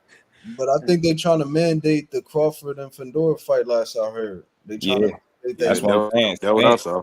I'm hearing retirement rumors and everything about Spence. I ain't gonna lie. Let's do Spence Virgil. Get him out of there. Yeah, I don't know. Big Maul, what up? I don't know what's up with but yeah, that definitely ain't happening with the Spence and Fundora thing. That's who wins this fight? The guy who shot or the guy who's legally blind? Shot. Yeah. And you can't see your punches. That's all bad. Andre, yeah, that's not. Yeah, that is definitely ain't next. But I did get word that that's something that they are trying to do, but not next. Maul and Andre. That's what people forget. That's why Fundora fights so close, not using his height. He has to fight on the inside because he can't really see that well. Like that's a wild shit. Like you can't fight with contacts in. Right, Fundora. Well, see, you might get your contacts knocked out though. Fundora found a way to fight without it, man. Cecil, what it do? He found a way around it. That dude just But I think he put a message out to Crawford. Like I think that's what the plan is. I think it's Crawford in a position to fight Fundora. The Spence thing, I think, a little shaky. I don't know what's up with Egypt. Let's do Bud Canelo, man. Let's set that one up. How about Charlo versus Fundora? Nah, Charlo's a whack, bro. Charlo gets beat up all the time, bro. Charlo fight Plant, man. Get that slap back. He needs to fight. I'm about to say which Charlo y'all talking about fighting Fundora? I don't know. They can probably both fight them and still lose. They're trash, bro. I ain't gonna say that. I ain't gonna say that about Mir yet. I'm talking about the one at 154. Yeah, I ain't gonna say that about Mir. Yeah, we gotta see what he look like in his own weight class again. Ain't better be getting the late stoppage. I was just Hey glad when he man, went in with Canelo, this bro. fight right here that we got between the Davids, man, there's got some big implications on the back end, especially if Benavidez pull it off. I You know know, what he was aiming to do. I you Guess know, what, mean, Just? Turkey trying to make that Whoever fight win this anyway. fight between the Davids, they beating mhm. Beterbiev or Bivol. I done said it. Now go argue. Roby, cool. Yeah, Man, no, that's what I was gonna ask. This is thinking way too far ahead. Who's a worse matchup for either Bivol or Beterbiev? Morrell or Benavidez? ain't no worse matchups. It's just Yeah, who That's a could great beat. question. Yeah, they all. I think it's all good fights, but I mean, Beterbiev just look. Who would cause more issues with Beterbiev is what I meant to ask. I see, think David Morrell will cause more problems for Beterbiev, and I think Bivol will cause more problems. And I think Benavidez will cause more problems for Bivol. I think it's that's the a other shit. way around. I think Benavidez would cause more problems for Beterbiev, and Morrell would Stand in the cause more pocket. problems for I just shit. I think Bivol. Benavidez caused problems for both of them. Cause with No, Bivol, for Right. both, absolutely, absolutely, yeah, cause shit absolutely. with Bivol, like if you ain't gonna hurt David's the one motherfucker around this weight that can outwork you. Yeah. Then with Beterbiev, the only thing about him is though, if he catch you, then what? Cause He got And then, tricks in them hands, bro. better be the only person I know that's like a champion around that weight that actually has worse feet than Benavidez. yeah, he does. He just got God changing power. And how old He is go he already? How old is he he can already? box too, but you know. He's 38. He getting older too, bro. Nah, he 39, y'all. I He was Oh, saying, yeah. 39. He I about thought to he was turn going. I 40 thought he was in going on January. 40. Hey, He about to turn 40 in January. yeah, I, that youth is a big deal, bro. Like youth is a motherfucker, man. I wouldn't be surprised if he retired if he won. I ain't gonna lie to you. Yeah. I Michael really, Moore was younger than Foreman. What happened with that youth? But that was God gifted for me. That's But now Your though, boy got that guy gifted testosterone inside yeah, him. Remember exactly. that? That's the way that man takes Exactly. care of himself, though, man. if That's you the could way he find takes care of himself. if you could find a way to fight a fight without getting knocked the hell out, you could beat him. But shit, that's and, easier and said than done. and then and then back in the day Hey, too, I don't think they were testing like they are now, were they? I mean, you guys probably know more than I do. It's easier said than done. No, you gotta find a way to beat Beterbiev without getting knocked out. I don't yeah, see Beterbiev get worked over. They just can take the punches long enough yeah, to win the fight. I don't know Exactly. what it is with them high levels of testosterone and whatever be think Yeah. going about That on. made shit. That Back in the made day, Beterbiev in the lab. That's what happened. if And you know better what's everybody so was on crazy, that shit, y'all? He like the Wolverine, y'all. He like right? Wolverine, dude. Yeah, yeah, He's like Justin. Juggernaut. Juggernaut. Yeah. Man, that dude, man. He split They his did head. He additional fight testing harder. on him Like, what after is he that doing, bro? atypical, Bro, and be everything Ain't gonna came back lie. negative. With Morrell though, with Beterbiev, I don't think fighting in spurts and pot shotting and moving. I think that played right into Beterbiev's hands with the pressure and shit. I think it played right into it. But y'all gotta understand this though. David Morrell got that power too. So Beterbiev not gonna be as I'ma just try to hawk you down. You gonna get knocked out doing that. So he would have to Yeah. fight a little more cautious against David Benavidez and Morrell, to be honest. Like I he don't think just gonna have to fight cautious with them and pick his shots because David Morrell not gonna stop. He's longer than you. He gonna be out there jabbing. And then when he come around and hit you with that left, listen, man, but Beterbiev, you already done got cut up and stuff. And then Bivol, y'all know Bivol about to go in there and throw 1,000 punches. Straight punches, he straight gonna have punches, to. Yeah, straight by punches 1,000 too. paper cuts. Now remember, he got knocked down. Got knocked down. the thing about Knocked down right there. Beterbiev, bro. I don't think Beterbiev's gonna fight either of them because I was looking at the thing today and I'm like, oh, they doing. I think they Not doing like Wolverine. like I thought they had a plan that if Beterbiev won, that they want him to fight Opataya at cruiserweight. Beterbiev is top ranked, bro. I don't see Bob Arum letting all them belts go to David or Morrell. I think if Beterbiev win, I think the only way we see one of them fight one of them is if Bivol win. If Bivol win, I could see the zone doing something with Amazon Prime. But if Beterbiev get all them belts undisputed, Bro, that's a great point, bro.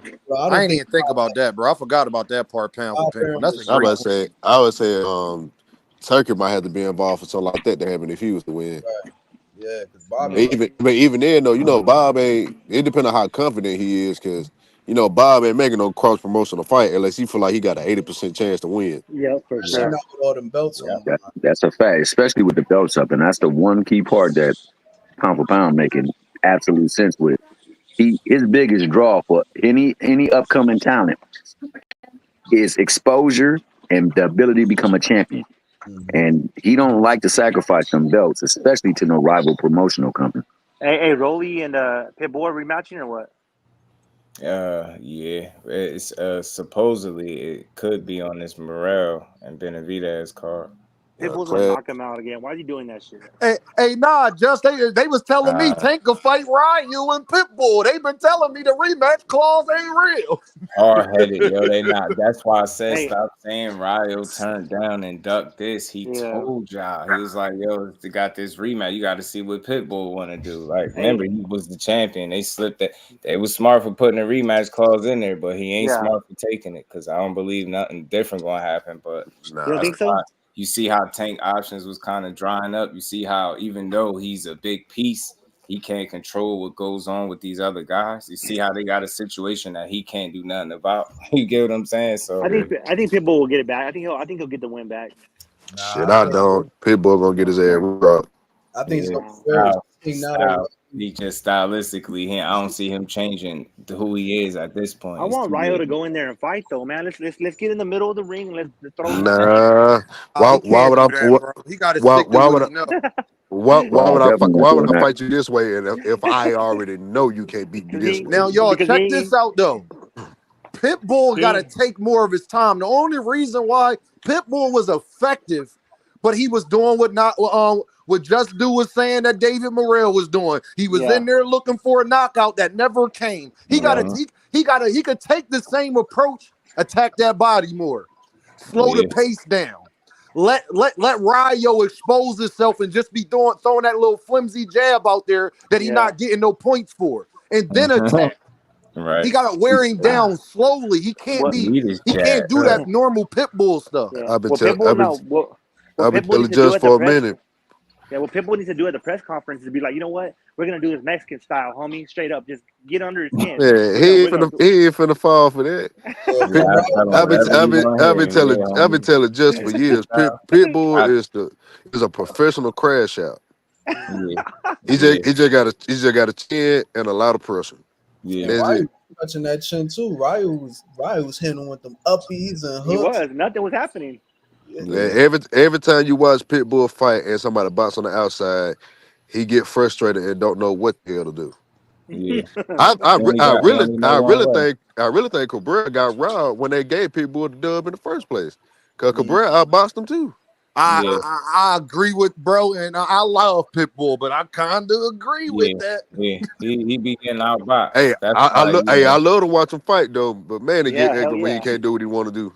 I think they thought they was gonna get the Ryo that ran into De Los Santos for whatever reason. I don't know why, but I told people that dude could box, and he did everything I said he could do. That felt good watching that one. I was like, I said it. Sleeping on this dude. Y'all see a person get knocked out, you think they can't bounce back. Ryo shows you get smarter, man. He got smarter. He been knocked out. I knew he wanted to crash out. Let's do Tank Pitbull again. That's what we need to see one more time. Let's run it back. So guys, if you don't want that smoke. So if Ryan versus Devin happens again, if the rematch happens, and Ryan beats Devin the same way, which he will, would this, and he dominates him the same way, do you think this eliminates the argument that Ryan cheated the first fight, or Ryan is not as a great boxer as Devin is? And it would have to. Shit, if he passed the damn drug test leading all the way up to the fight, right. But let's say y'all he passed the drug test and all that, and he beat him the same way. That's gonna look so bad for Devin. I don't even want that for Devin. Y'all know I don't like Devin. I don't even want that for Devin. I feel like it can happen though, because shit, no matter how many steroids you take, he can't make you not block a left hook. If you ain't put your hand up, that's on you. Believe me, I've seen a bunch of people who take steroids who can't swing. Yeah, Devin has this weird Devin has this weird habit where he leans to the left and leans in. Like he had this lean. What? Talk it, bro. Go ahead. Talk it. Go ahead. And Devon's fans don't want to hear this. Yeah, that's a weakness in his defense. He leans into the strength of his opponent. He's purposely. That's what happened with Ryan. He was leaning into the right hand, and it led him into that left hook. Do you agree with that, Just? Hey, bro, I agree with you. Me and Justin, everybody, we've been talking about that. We told Devin to not do that. Like, everybody told Devin. Davis told Devin, you better watch out for that left hook. That's all he got.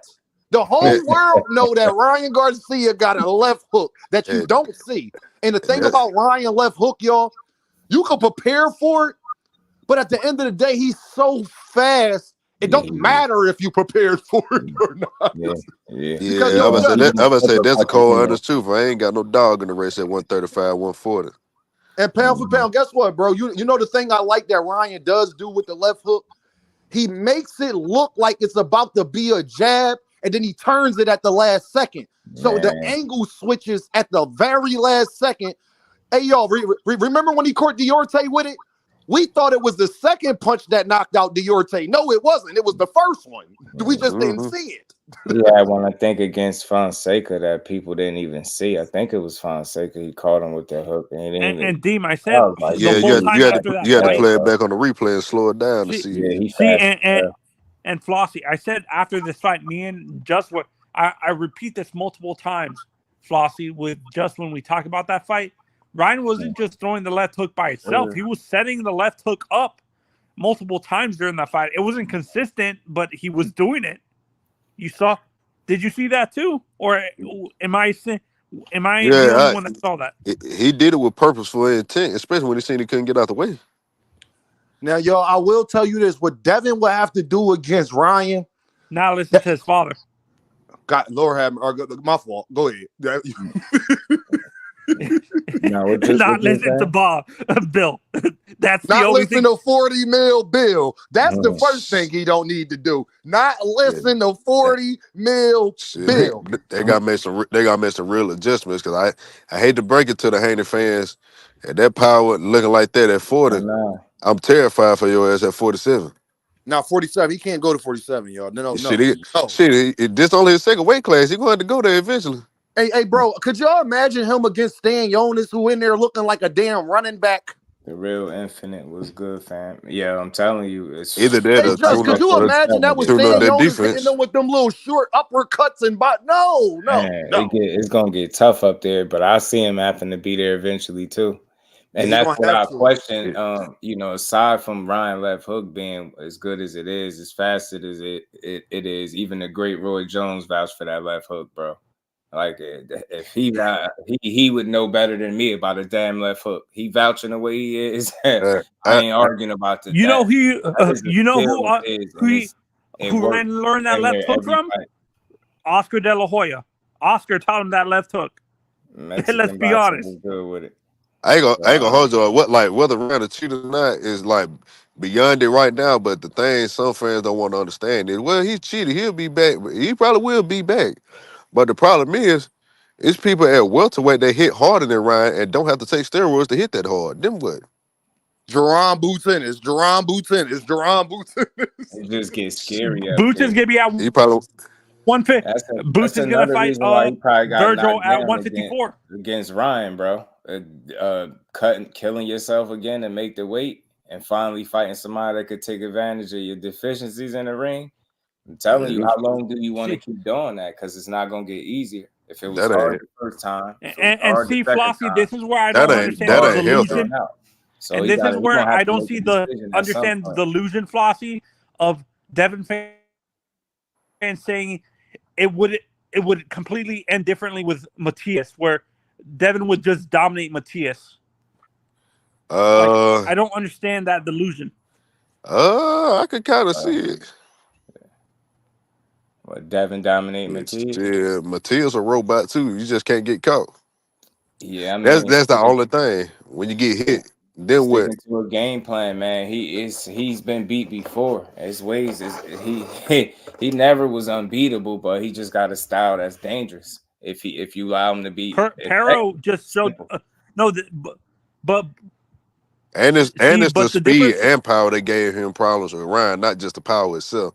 He know how to beat power, but speed and power combined to one, that might be a little bit more difficult. The thing is I with don't think Matias cigar talk is that he is you just got to put it in his proper context with him. His style is it can be dangerous, right? He's effective when he's on, but he's very beatable at the same time too, because he almost appears almost one dimensional at times, and you've seen it with the Paro fight. He's I see on a lot of record saying Fernando he have a Vargas in game him. plan. You When I can't be in no when I damn. see You can't be in no big fights like that with no game plan. You get what I'm saying? You can't go into no I damn title fight. I hate to No say it, game. but yeah, Matias beatable though, man. Matias is the one-dimensional fighter that critics think David Benavidez is. Just at I agree with 140. that. Right. Like you listen to people describe David Benavidez, that's literally Sabrina Matias. See, y'all, but the thing is with Paro, this is the part we gotta give Paro credit. Paro kept moving and spinning and turning and kept the fight in the middle of the ring like Lomachenko would do to him. And Paro, a lot of us underestimated Paro's power. He might not have the most in the world, but he had enough where Sabril Matias was in there thinking about his life. Okay? Is he a So, puncher? Nah, right? nah, he ain't no puncher, but But you get me? I'm just making a point. I'm with you. Like, you don't have to be. You throwing the right punches. He got enough to get your Shit. respect. And he had All a the game plan for a all guy the that was coming in with no game plan. That's what he was getting turned. He had him in his spin shit. cycle, bro. I Hard was enough like, to keep damn, look punch hard how enough to keep him off he of you. beat him.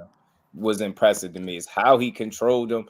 I'm like, man, Paro's a good fight for I anybody. like Paro. Oh, Joe This next Just, Hey, one, he made me hey, a fan, Just. He made me a hey, fan. I like hey, Paro. like, man, y'all bro. give me to think about that better be Bivol fight again. That's another thing that might bite Bivol in the ass too. Yeah, I don't think he got that much killer instinct, yeah, man. Like definitely knocked he be out having chance Montana. of where he could go for it and just don't. And when I say puncher, I'm saying he ain't a known puncher, is what I'm saying. But Kriya was good with it, bro. People make so much out of punching power, man. Nah, it take a little more than that. And he showed you. He showed you. You ain't gotta be the biggest puncher. Montana And Love just another couldn't thing get that out the way. Pero was doing to Matias, he was stuffing.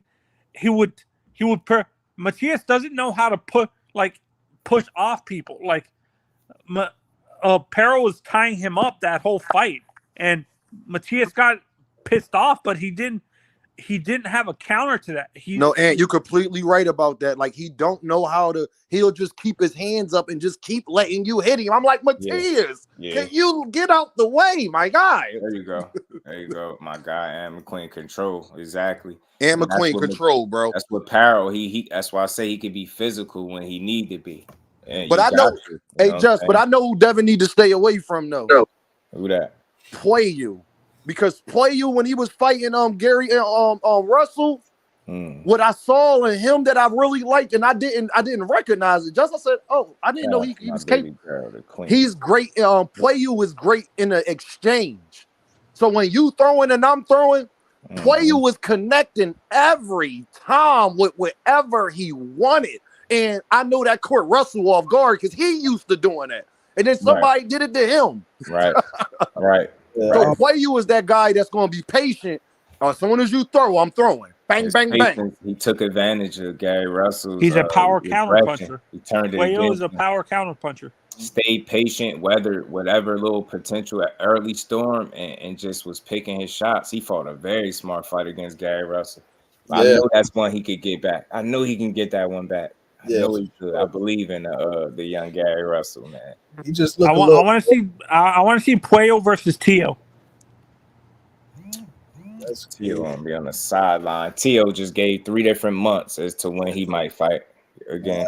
I want to see Ryan versus Tio. I want to see Ryan versus Devin again, bro. I want to see that fight again, bro.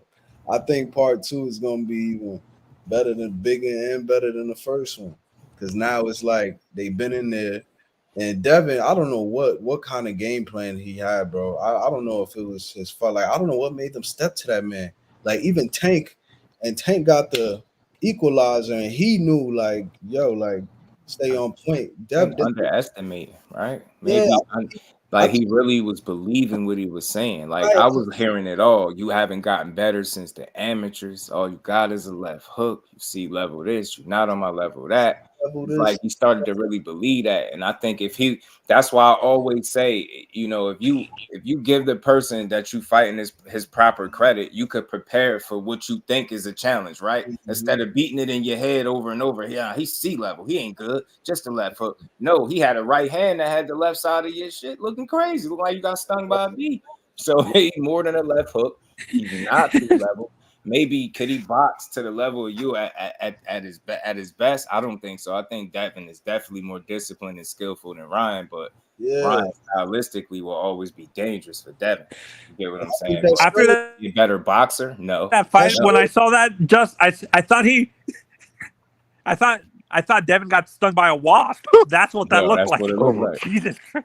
But you know, it showed. Devin showed like after I forget what I think it was from like round 3 to like 6. It was from like round 3 to 6. For some reason, Ryan was fighting on the back foot, and I'm like, "What is Ryan doing?" And Devin, he was more defensive responsible. He started blocking and slipping him, and I think he even caught Ryan with like a left hook or something.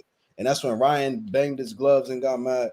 Devin was showing that he could box when he was doing his thing and kept the distance and all of that. He was doing his thing, but every time Ryan stepped to him and let his hands go, it's like all he was doing was pulling back. Like he didn't have an answer for that. Yeah. Like when Ryan wanted to engage and fight. He just kept like trying to. Down there like Devin really couldn't make a mistake, because every time he did, he paid dearly. Yeah. But he showed you it was areas where he was outboxing them. It's just when he made the mistakes, they were big, and it cost him big. Shout out to Boxing Hacker for the 10-piece. He said nothing will change the fact Ryan cheated in the first fight. That's a fact. We'll never argue that. Oh no, we ain't taking that. I'll say that it's always going to be the situation. I think Devin should reduce the weight training and work on his speed. The added muscle seems to slow him down. It's harder to cut. That could be something too. He be looking chiseled, bro. Just cut up. I ain't really talking about Ryan cheating because he cheated, but whether he cheated or not, you still lacking on your defensive responsibilities that you were supposed to have. Wait, that's also the issue. What weight they gonna fight at? Now 140. Shit, it need to be 47 for real. 47, Ryan can make that weight. Right. They need to fight at 47 for real. Do it 47. So it won't be no a natural 147 when you guys look at him. Yeah, Ryan probably fought maybe one fight his whole career at actual 140. Everything else been at catch weights like 144, 142, 145. 143. I don't think he had one. And we ain't never got a box again. Well. I already been getting these back, but now it's time for you to get your Just. I don't think he the Boxing Hacker. Man, I don't think he had one, y'all. I don't know why. I don't know why I thought that that fight he had before the Tank fight was at 40. You talking about Javier Fortuna or something like that? And look how silly he is. 136, Doofy.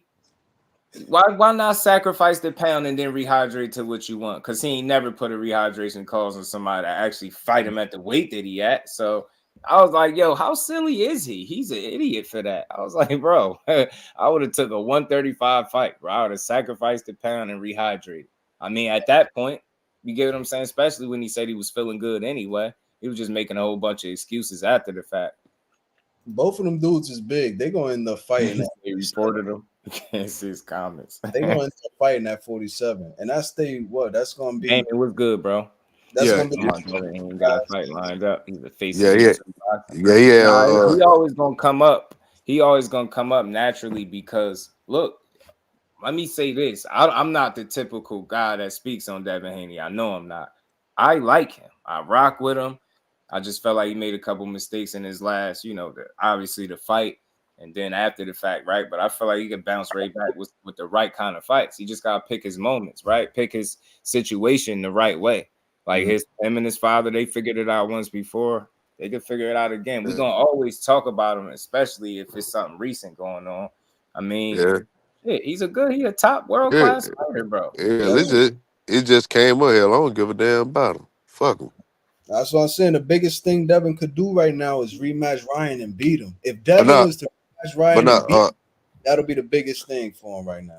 Ryan had 2 fights at 40 before the Tank fight. But after that, he ain't made 140 since. Yeah, he fought Sandro Martino, remember?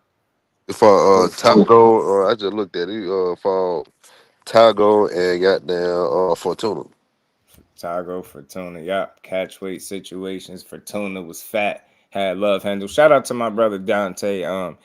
Boxing talk, man, and the cash out for the 20 piece. Said great boxing convo. Keep grinding, bro. Much. And we ain't never got a box again. Well. I already been getting these bets, but now it's time for you to get your just. I always get confused between Dante's Boxing Talk and Dante's Boxing Nation. You know, I'm always like, the new media is here. CJ, yeah, that's Dante's Boxing Talk. That's my guy right there. Appreciate the love, family. Y'all make sure y'all smash the like button. I just wanted to. I'd rather build on this one with y'all, man. This is a good announcement, man. Good fight announcement, man. I like both of these dudes. I don't have a dog. I'm not rooting against nobody, and I ain't picking this early. I just got David. I'm pleading the fifth. I got David right now. That's it. Well, no last name, preferably. All right. Well, Flosser taking all bets. Goddamn, we could do push-ups. We could do a little money. I ain't betting nothing higher than $75. People don't pay no money. What's the bet? Victoria versus Bivol? Oh no, I ain't betting on that one. I'm leaving that one alone. Yeah, I'm gonna leave that one alone. Yeah, that's a scary bet, man. I don't know. Bet both ways. I don't think you could be wrong in this case, man. I think the best thing for Bivol to do is test that knee, man. He says good, but he's supposed to say that. Test that knee. He Father Time undefeated. I approach the fight that way. I make that knee go to work. I'll make him work. I'll box his ass. I mean, I think that's the only way anyway, because just fighting him ain't gonna do it. You gotta mix it up anyway. Does that knee brace look like the one that Sergio Martinez wore? You got everybody that's talked about this dude punching power, keep describing it. Every last one of them got a description that's something that's not similar to the next, but it's crazy because they all it's out of this world. Yeah, I would say I'm gonna take you somewhere with better be power. Y'all remember Mick Foley for wrestling? Yeah. Remember when his little theme used to come on and he's like, Skirt! Yeah.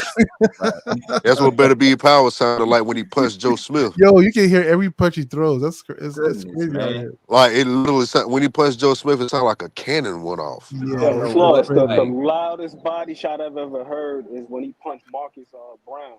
Yeah, he didn't even connect fully like on the body. He hit him like on the hip. I was feeling it after a while with Marcus Brown. I think at certain points watching that fight, I wasn't even breathing. Not trying to be funny. Like I think I was just like so watching the fight. I'm like, I know that shit hurt. He was bloody. I was like, his skin. I feel bad for him. Another shade of brown. He had so much like blood on him. I was like, yo, at this point, is it your own blood? Is it the blood from the forehead? He beating your ass, and I don't know what's going on. I just know you losing, bro. I feel bad for him because he was doing all right the first couple rounds. Yeah, it was a good effort, but soon as he got a little fatigued, you seen it. And Beterbiev, that's like, and then he got cut. He said it too, and he fought like it. He said he wanted to hurry up and try to stop the fight before they stop it for the cut. Come on, man. Most people be like, man, they start fighting different. I seen a guy get a cut from an end of a punch at the corner of his eye, bro. The corner, not bleeding into the eye, the corner. He ended up getting fucking stopped. This dude split down the middle of his head, bleeding in his face, mouth. Yeah, that was nasty. Other guy, and he said, you know what? I'm gonna fight harder so they don't stop it because of the blood. I'm like, man, he different. It's a damn Wolverine. I'm telling you. He looks like Wolverine. The man has a screw loose in his head. He looks like Wolverine from the Soviet Union. I ain't gonna hold you. I'm praying on his downfall though. Damn, I'm gonna hate seeing I like Bivol a lot. I would hate to see him get put out. Man, that's because it's gonna be bad. Beterbiev is the real life Drago. I want him to win, but damn, it might be nasty, man. Yeah, I don't know who winning that fight. I really, really want Bivol to win only because I feel like Bivol will give either David or either one of the Davids the shot after that. Yeah. Beterbiev, I really don't feel like Bob will give any of them that because it's like you win all the belts. It's not like it's for one title. So he basically just handing it over to Amazon. Yeah. So, but if Bivol do it, I see Bivol like on some like he gonna fire him and Eddie Hearn. I feel like he might do that too. But that's 50-50, bro. I don't know. I gotta watch some more tape on them, man. Because I keep remembering that Anthony Yard fight. Every time I think of that Anthony Yard fight, I'm like, I remember he had some moments. I remember he had some moments on his thing. And it's gonna be tough for my guy. He already got bags under his eye. Better be gonna try to spin him. He gonna try to put him in the dirt, man. And once you start seeing if Bivol ever starts bouncing forward and backwards within the fight, just know he in trouble because he don't never stop. Right, Tay. Kate gonna be cheering for Better Be. That's crazy. X gonna be like, that's what I wanted to like. A young Kovalev versus a Bivol, Beterbiev, I would want to see. Oh yeah, hell yeah. That'd be a great fight. Who would win that?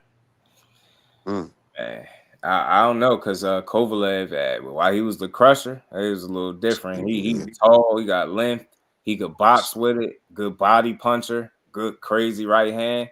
Better Be been down, I think, by a lesser puncher than him. So I don't know. Would you say Kovalev has one punch knockout power, or no? Is he more wear down? I got his name. Shit, he was smoking people, man. Kovalev caught a body. He killed somebody in the ring. I mean, I think that's where the true fear of Kovalev came from.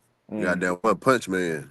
Yeah, he used to hurt shit, man. He used to be smoking on shit, man. So Better Be is punching. That's a different type of punch, man. It Better Be. I let the punching different, man. Like everybody that's talking about his punching power, these descriptions, they're so detailed and they offer this information up almost immediately. They need you to admit. It's like, you know how some shit happen in the gym and people don't want. No, they need you to know that this guy is dangerous. Like, nah, he did this. Jesus, they're making him sound like a young George Foreman or something. Lord, like you got too many explanations. Taking off on the plane and that Lonnie B had me crying. Like, yo, I think I'm okay, but am I okay? Yeah, like, come on, man. BN Boxing News, what's good, BN? Arthur had a bad knee at 40 years old. How did he catch him? Yeah, I think that's what he got to do, though. Test the knee, man. The way they're describing him, honestly, the way they're describing his power, they're making him sound like he's George Foreman or something. Yeah. BN Boxing said he rocking with Benavidez, $100 bet. He's taking David Benny. Man. Yeah, that boy got Ernest Shaver's type power. Yeah, I mean, I let the people that spar, and this is in sparring with bigger gloves and headgear, and they talking like this. Lonnie B was saying, they was asking him if he would ever fight Arthur. He said, hell no. He said they was sparring, they had 18s on, bro. Not even 16s, they had 18s. You asked who? Lonnie B, if he would fight Arthur. He said no. Oh, he said I could only imagine what these dudes is feeling. He said when they spar, they wear 18s. Dang. They were 18s. Wow. And he still felt all that? That's crazy, man. Told you, my boy told me the Triple G story. I was telling y'all about the having to wear the body cast and dude not wanting to do it and then having to sign a death waiver just to spar. Say he got punched. He said his spine was trying to jump out his back. He said he hit him on the hip. Said he hit him on the hip or something like that. He said he felt like his spine was trying to jump out his back. Where do you think he gets all that power from? You think his shoulders, his leg? What about him? Testosterone. That power. Probably full body. Have you ever seen him work out? Combination, right? J.A. Just seen him work out. Like his workouts are crazy. Like Universal Soldier type shit. He do push-ups on his wrist. Yeah, I saw that. Something wrong with him. Nah, I ain't hear that, Cal. Did any of y'all hear anything about Devin Haney about to fight Linares again? That'd be crazy. I seen it on the page called Boxing Host, so I ain't take it serious. I could double check about it. It sounds crazy. Yeah, no. I didn't hear about that. What is it called? Bivol and Beterbiev are crazy. Like, if you guys remember Khabib from UFC, these guys trained with live bears, and stuff like that. There was videos of Beterbiev training boxing with a bear. Like, how does that help you though? If I gotta do that, to punch hard, you can have it. Your life in danger. What does that do for your training? If I got to do that to punch hard, you can have it. Yeah, you can have that. I just think some of that Kick up the stuff pillows, is Chris. natural, along with technique and just being strong guys do. Some people just got it, born punchers, man. Don't get me to trying to explain it. I think it's one of those Look at Wilder, ceremonial he had things. anomaly, Like little ass legs, but punching people up. Like you can't name another person that you think got them type of slender ass frame, but just was knocking people out like that. Right. So I don't know. A prime Wilder. Yeah, that shit freak power, man. Freak puncher. But if Devin gonna fight Linares again, he should have just fought Liam Paro and kept his belt. Yo, he definitely should have kept his belt and probably fought Fundora for all that. If you're gonna turn, you should have just. Somebody probably spreading a rumor though, because I ain't see it nowhere. But that don't mean it ain't happening. But I'll go ask around a little bit. I got a few sources that always usually could get me the information. But speaking of rumors, I did hear a rumor that Bill Haney came out and basically said some shit like they're running back with Ryan, but he got to do a 48-hour test or something. Oh yeah. Nah, that ain't a rumor. You right? Yeah. What was that? What was that yesterday? Yeah. What was that about? Because I heard like little. He said he got enrolled in VADA within 48 hours. Yeah, told him he got to enroll in VADA within 48 hours if he want the rematch. So that means he'll just have to against Ryan. You're on VADA testing. Yeah, I mean, I'm with the VADA testing, just not. I mean, you enrolling like you paying for drug testing. That's a lot of money from now until when you'll be fighting. So that's a little unrealistic of a demand. Do you think Ryan might go in year round? I think so. Like you can't cycle, because some fighters but that's the only thing I off see. that Like shit, it's costing a lot of money, and he getting sued and shit too already. If Ryan, play with that guy, man. Do you guys think Ryan would go into this fight against Devin with a chip on his shoulder with this weird ass lawsuit? Oh yeah, I think it's Ryan's fault. I mean, I don't know what chip he have. I mean, it's really his damn fault for all this shit. Yeah, man. I mean, if he had won fair and square, nobody could say anything. If he had never done none of the stuff he did and just fought, dangerous fight for with all the rules, nothing. He wouldn't be in this predicament. They rematch. If Ryan trainer, whoever his trainer is, and Devin too. If they rematch, Devin need to be on some how we boxing this time. Like we using our skills. Ryan's trainer DJ. Ryan's corner. If he still got Derek James, if I'm Derek James, I'm smacking Ryan like, bro, we not playing this time. Finish this dude. Because there was times in there Ryan was dancing and chilling in the 10th, 11th, 12th round. I feel like now if they go back in there, Devin need to box for real, and Ryan need to not go on the back foot, not 1 second, and just smack this dude around. Like it needs to be cool. I feel that's gonna require him being in shape though, pound for pound. My guy was looking gassed every time he threw a damn combination. Yeah. I tell you, how the hell did he look so gassed throwing combinations? Like, can you explain that to me, please? Who, Ryan? Ryan. Shit, his hands ain't look as fast as it did in other fights. Nah, but his brother was drinking. What do you want to do? That left hook in that second round was fast as hell. Because he said he was rolling. I got a source directly that was connected that know what's up. They said he was definitely getting his smoke on. Yeah, he was wilding out. Crazy, rolling big ones with him and smoking for sure. Definitely was doing some smoke. I think he just pissed off a percentage of that training camp that he just couldn't make up for, which is probably why he was using something to try to cut weight in the beginning. Goofy. Yeah. And then you essentially shoot yourself in the foot, because if you just saying you giving him the benefit of the doubt and that's what you think he was doing, trying to cut, then you don't go through the proper protocols and procedures to make sure whatever that you taking is on the up and up. That's how it's your fault. And he got to understand that. I don't like not hearing no accountability. It's easier to process if you like, damn, that's my bad. I should have went through this stuff. It's so much because it is what it is. It's nothing you could change. You might as well go about it the right way. And you can get civil people to at least hear you out, say, yo, it's still a dark cloud over you, but it looks different when you deal with it like you give a fuck. Like that's somebody's career, and you just sitting up here. All you did was sit here and tweet and keep making jokes and I get it to a certain degree, but not when it's that at play. Like you would have been better off just being like, damn, that's something that should have never happened, man. I got to do better. Either way, you know what I mean? I gotta make sure I'm crossing my T's, dotting my I's, some type of accountability, not just, oh man, I ain't cheat, man. This one gave it to me, that one gave it to me. Zab this, man, Scooter that. Like, man, shut your ass He up. did spin the public really well, though. Mike Copper just Ryan said that spent the Spencer's public Fundora like is for shit. real. I never seen someone spin that public like that. Hey, let's get it. I'm with you though, Just, Mike on Copper both just sides. said Spence Fundora is like a real thing. He said that right now. I thought Fundora's gonna fight Crawford. I just seen it on my timeline 58 seconds ago. But does it say official, or is it just an announcement? Like, see, there we go. Let me double check this is I don't pay attention to that, like how the training goes for boxing. If Austrian, like, what is in Austrian that makes it illegal? It's just helping you cut weight. So does it replace it with helps something? you keep strength while you're cutting weight. So what happens is, like, when you cut weight, especially if you cut a lot of weight, you sort of like drain yourself, so you're a lot weaker. So let's say, like, in the gym, you're sparring, you're working out, you're like 95%. But then when you're going to a fight, you might be like at 75%.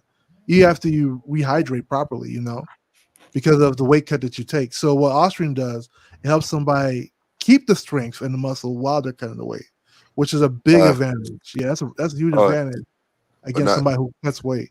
No, that Spence fight for real. Mike Copper just reported it. Said the WBO giving Fundora a voluntary defense against Errol Spence Jr. And if you beat Errol Spence Jr., it set up a bigger fight with him and Crawford for I think like some type of unification fight towards the middle of next year. That makes sense. Yeah, I don't think it ends the same way as Duran versus Leonard too. That makes sense. If Ryan versus Devin happens, people are gonna say it probably ends the same way as Leonard versus Duran too, where Duran came in all out of shape and stuff like that. I don't think it happens. Yeah, I don't think Ryan's gonna quit. He would be a fool not to let's be honest. In a real rematch. He'd be a fool not to. That would be crazy if that's how it turns out too. You know, like Leonard Duran too. That would be fun. Ain't his 48 hours up or something, man? No, he got one more day. He got He got one more. He ain't gonna do that shit, man. Yeah, I mean, more hours. That boy dirty, man. That kid dirty. Yeah. Many more hours dirty for that. You know what I mean? He ran out. That kid is too dirty for that, bro. Deal off the table. And it's funny to me that how, like, you know, it's funny. Like, I get annoyed. I have friends who are hardcore Devin fans, and they accuse fighters of weight bullying when Devin was doing that the whole time at one.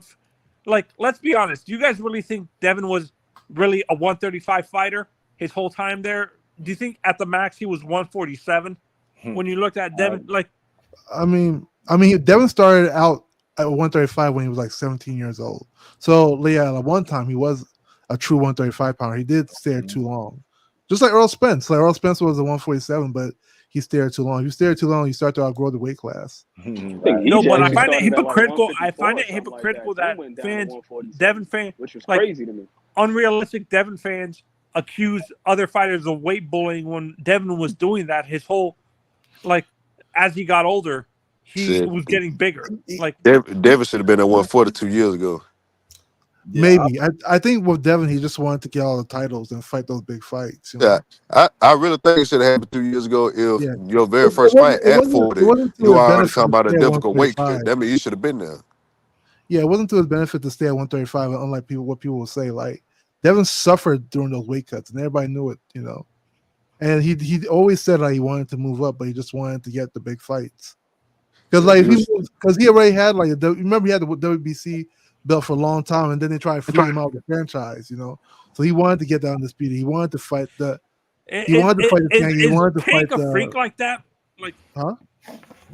Is Tank Davis built differently where he can handle adding weight and losing weight without it affecting him that much? Tank lost the belt and scale before, so no. I mean, he trains. He's more focused now than he was in the past. Yeah, man. You know? Spence, man, he got to be man down. I'm rocking with him. Hopefully, he scout Fundora and that create a buzz and Spence too. Why not? Well, Tank, I think he would just be like Floyd Mayweather. I mean, if he beat him, shit, he has some shit that Bud want.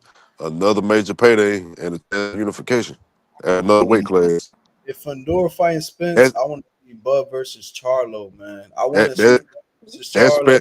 Man, That Spence on the way back Bud into that stops type of fight. Charlo, bro. I ain't gonna lie. I think Bud stops him, bro. It don't matter I don't because know. Charlo? I would love to see it though.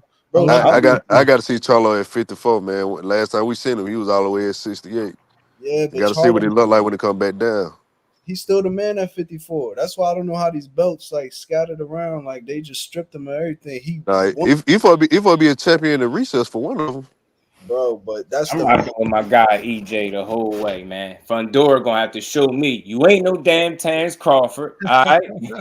and Spence gonna be back on top of his game. Wishful thinking. I'm rocking I'm just I have saying. Fundora winning that fight. I'm gonna be crying. Shit, I don't. Like, I'm gonna shed real Nah, I tears, want bro. EJ to win. I don't. To me, I don't Shit, think Fundora's like that. I mean, I feel Fundora's physically gifted. Like he's small as hell for the weight class, you know. Fundora was in the midst of getting his ass washed until Tim Tszyu got cut on the face. That's the only reason why he got the title in the first place. He got cut on top of his head. stopped too. That's how tall Yeah, man. But I'm talking, he was getting hit flush. His blind ass couldn't even see the punch coming. Exactly. Yeah, he was getting pieced up pretty good. Yeah. I think I like Tim Tszyu a lot, man. He grew on me, and I respect him. Fighters that got fathers that used to do it and that really do everything they supposed to do to not be in a shadow. That's one of them. Hey. Conor Ben was on that path, but he kind of shot himself in the foot with that weeks, man. If we being for real, this fight ain't got nothing to do with Fundora about who gonna win tonight. It's really just how much Spence got left. Because Fundora's style is tailor made for Spence. He gonna try to fight on the inside all night and try to bang it out. That's not the thing that beats Spence. I think the height makes a little bit of a difference there. The style is definitely made with Spence. That height isn't. That's a tall dude. The height don't make a difference when you don't use it. Think about Spence, bro. He a different type of fighter. This dude done took that ass whooping from Crawford all his time off, and he really about to go fight Fundora. Like he just said, the hell with it. Yeah, he built different. Win, lose, he's built different, man. This shit gonna be a body shot clip. To me, You don't take no easy test, man. For me, Fundora lost his the fight against Mendoza, in my honest opinion. He got knocked out. What you mean? Was good, Doc. He got stopped. Bro. Mendoza stopped him. He said, in my opinion, he lost. You might be talking about where he fought that Garcia dude. Whatever. Garcia. My mistake, Garcia. That's the mystery, Cal. I don't know who the hell he's training with. I heard somebody say they heard he had a trainer, but you know he keeps Bill Haney, guys, under wraps for sure. I hope not. If Bill Haney gonna be Spence trainer, I don't even want to see the rematch. Shout out to you, my guy. Y'all sleep on okay trainer, man. So is EJ? No. Yes, is EJ? I don't think Bill's a bad trainer. 50. You said that again. Is EJ the clear favorite, or is it 50-50 with Fundora? I think just to be fair to it had to be a 50-50 because of what he was the last time. But would he be a favorite? No, he can't be because he has a new coach. I think so. He hasn't been in the ring. The last time he was in the ring, he lost like a bad fight. I mean, they're gonna have a 50-50 a lean towards Fundora because everybody thinks Spence washed. But we don't really know yet. Yeah. Mm-hmm. It's a comeback fight. You really don't know what kind of Spence unknowns. We don't know what he got. We don't know what he got left. For our bettors, man, that means we gonna make some money, y'all. That if EJ gonna be the underdog, Big Fish about to be an underdog in the fight that he about to win. This ain't no damn. He beat Fundora, but then he's gonna run for Crawford. I'm gonna be saying that all the way up into the fight. I'm just not trying to see my dog go out like his idol, y'all. Because you know what's the name? EJ, his favorite fighter was Sugar Ray Norris. Who? Not just Sugar Ray Lennox. Sugar Ray Leonard, right? Nah, Terry Norris. Like who said that? Terry Norris. Another EJ. He said it in the interview. I thought he said Sugar Ray Leonard.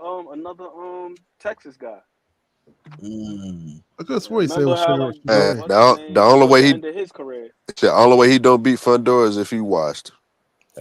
Television. They saying they're allowing him a voluntary defense before revisiting the ordered Crawford fight if he wins. So I But about to that's say, how many people can really make Spence look that bad? Okay?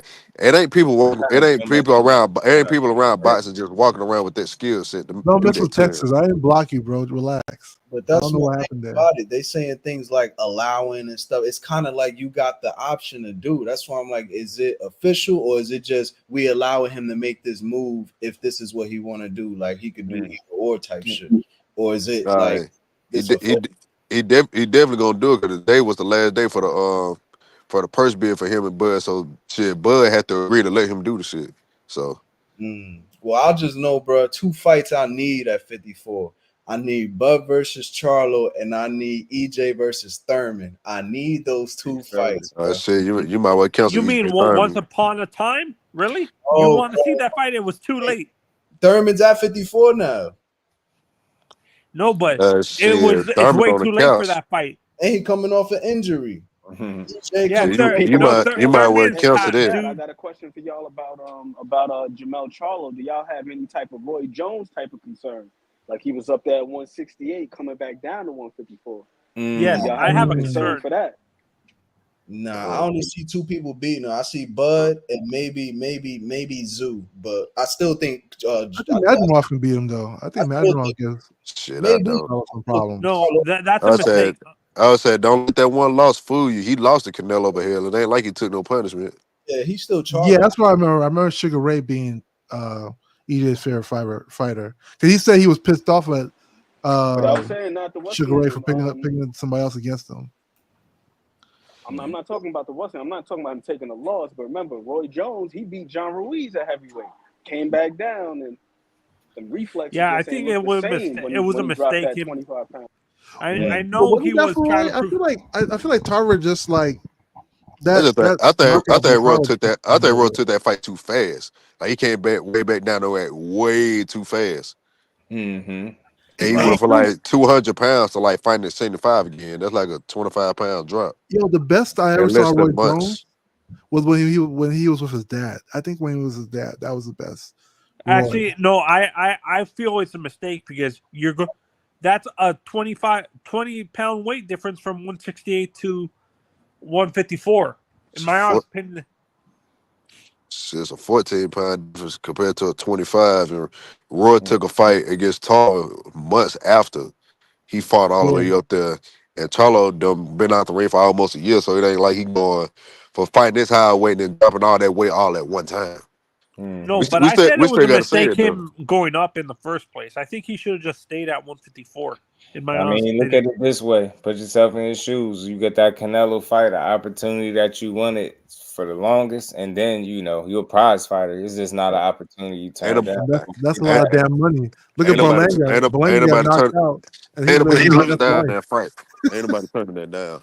But Berlanga's living let's his be best honest. life. When we saw that fight, you really think honestly, I saw Charlo just went in there for the paycheck. I don't think he was taking that fight seriously. To be honest, he looked like he gave up at the end of that fight. This shit may not have, but it ain't really giving no credence for me about what he'll do at 54 because shit, he ain't get hurt.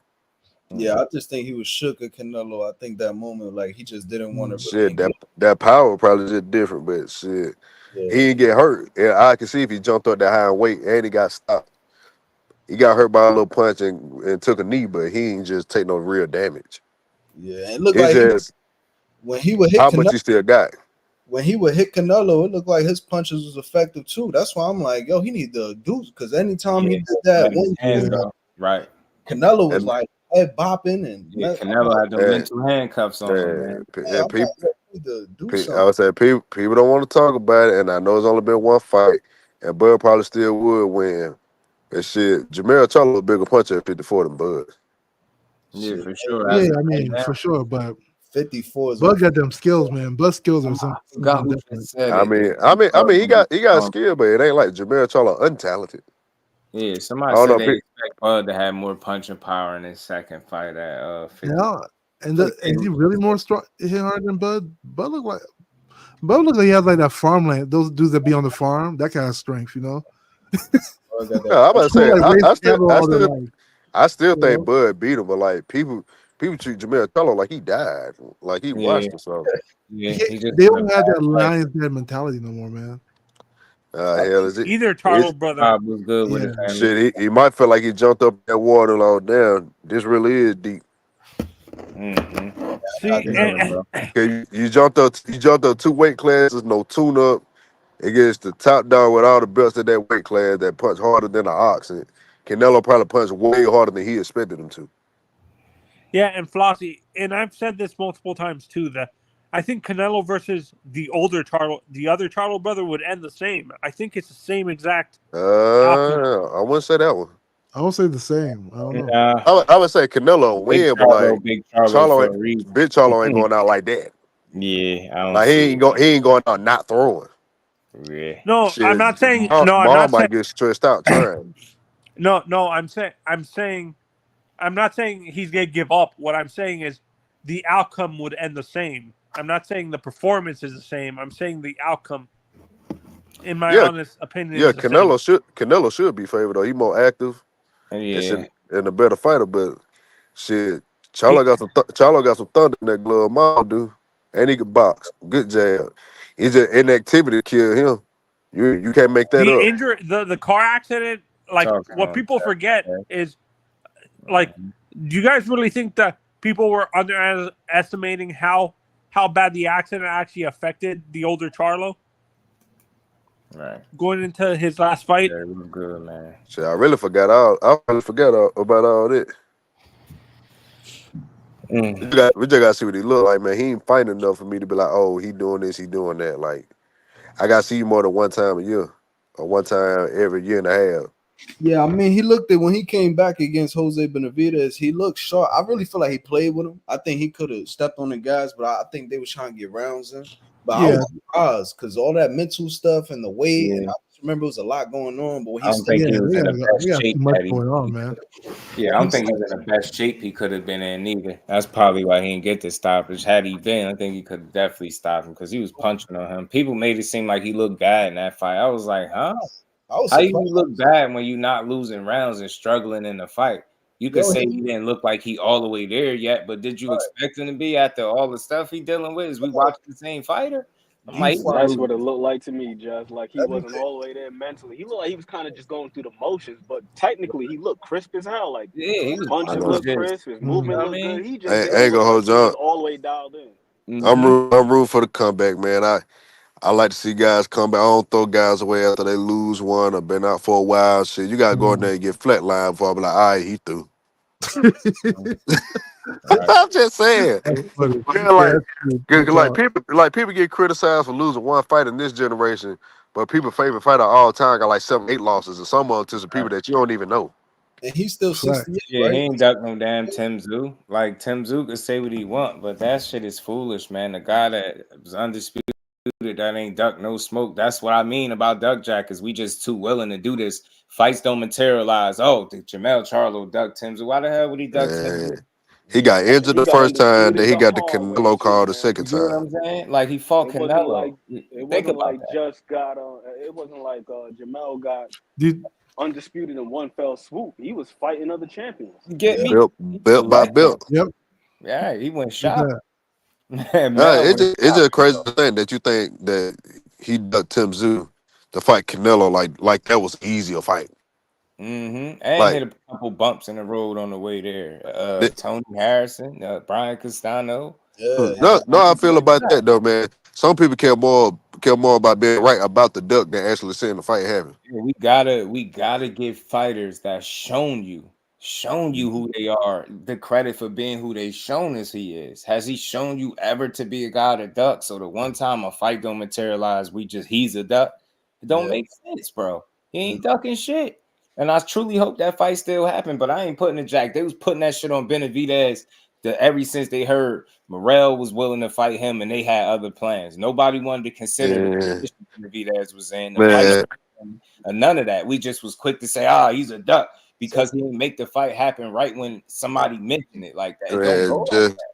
just Now I they can't. fighting. I want to know where all. I should have retitled this. I'm gonna start I'm gonna start beefing with people on the law. I should have said, man, I need everybody that called Benavidez a duck for these last couple years to report over here and talk to me. Tell me something. Hey, Nah, Judge. He still ducked him. He still how? man, you can't Like, I duck. don't You want to can't hear duck that. somebody you finna fight, and he made the phone call. Man, and that's why I He highlighted that made the little call. his post. He made the phone call, bro. He did it. Salute to that man. Yeah, You gotta stop Morrell could. doing real fight. Morrell couldn't force that fight to happen if David didn't want it to happen. Mm-hmm. And these new Hey, fighters. y'all might call me crazy, Right. but this give me a lot of the same Android vibes to a certain extent. Now, Right. goddamn Morrell, he got more Yeah. power, Mm-hmm. but shit, Android got better footwork for sure. Yeah. Andre is definitely the better boxer, I think. But man, Yeah, these fighters. Andre at Andrade, the not top I of his call him Andre. game Andrade, he's in his definitely the better guy. prime. Ooh, and that was to be honest, Android fought the wrong game plan, and he came in too heavy. He That was yeah, yeah, rehydrated. He that's what it rehydrated to was. like 190. Yeah, he right. did. I I think remember it's that also the fight. fact he never fought big fights. Like I feel like he didn't fight enough big fights in his career. He used You to know, got like down. He used to shoot that load and got down, and that's all it take. And he could just box yeah, the rest of the way. That shit don't work like that. exactly. If you fight mid-tier fighters and you have to fight A-level fighter, that's a big jump. You know. I remember Android though, but shit, he wasn't winning that one. Just like Morrell ain't winning this one. Belt the ass. I don't Yeah, even think for Boo Boo was the Morrell level of didn't look good competition. his I last think it fight. was I more thought he so looked what bad his Flossie last just fight. said. So You I don't come in know. too Shit, damn but heavy. You coming at 190, and you a guy I'm that been telling you, fighting at Victor 54 and Conte 60. said Victor Conte said they had Android coming in at 190. And I quote, it's out there. They said they wanted to bully the bully. They had the wrong game plan from the jump. Stupid. Nah, but I did know. Shot off way too Oh, fast and Yeah, ran out of gas. they said Jerry Picasso. Hurd was gonna fight Charlo too. I heard a rumor. Mm, I heard Jerry Hurd was gonna come back against Charlo. I was like, I want to see that too. That's overdue Shadow too. Man. yeah, I don't know about Jared. Jared Hurd's he's always up and down for me, man. I don't know. Yeah, I hate it for him though, man. You just knew with the style that he had that this type of drop off from him wasn't really gonna surprise you like that. Yeah, I don't know where he went wrong. Like Jerry Hurd was like a good trajectory. Like he was doing his thing. yeah. At the Yeah, beginning, he was like, That yeah, he style, was. bro. It was I just know like you can't we be all got them damn wars every fight. You Yeah, gotta every do a fight war was like like a every fight. war. Yeah, You, I, you know I who that reminds me of? At 147, what was that guy's name who always got into wars? He won some, but he Ricardo lost a lot. Mayorga, Not Mayoga. He was newer fighter. What's his name? a Euro newer fighter. fighter. Spanish fighter too. Um, Who he he used to fought? be with what's his name? The Kurt. Garcias. He used to be with the Garcias a lot. Mm, Uh, mm. I don't Kurt, know. I'm with you, bro. I feel you. Like You you're remember I'm what Oh, I'm trying to think talking at about?147. I would say who he fought. Who did he fight before? Shit, I can't remember. But like, I Yeah. feel like he You're not fought. talking about Margarito, are you? No. He was with under Robert Garcia. Robert Yes, Brandon Garcia. Rios, Oh, Brandon Oh Bam Lee. yeah, Bam. yeah, Yeah, yeah, yeah. yeah, that yeah, Bam yeah. is guy, another one. Yeah, the CTE actual special, warrior bro. himself. I'm Yeah, Bam telling you. Bam is a CTE special. Ooh. Man, I know we got undisputed this Brandon Rios, weekend, but bro. man, Real. I can't wait for this fight, man. Benavidez gonna be Yeah, sponsored by Huggins by the end of this shit. Tell you, Putting I'm, belt to ass, floss. Putting belt to ass. I'm putting you down. All that pot shot, and fighting in spurts. That shit ain't gonna work with somebody with that type of output. I'm feeling it. Now, if you hurt him, that's one thing. But shit, I don't believe you can fight perfect for 12 rounds, and I don't think you're gonna hurt him either. So shit, if you can't do either one of them two, how you finna win? Mm-hmm. It's gonna be This shit, fun to this watch. they just pick 'em because that shit looks sexy. That shit don't mean nothing though. They're Mhm. like a bad bitch walking down the street, but she ain't got no money. Right.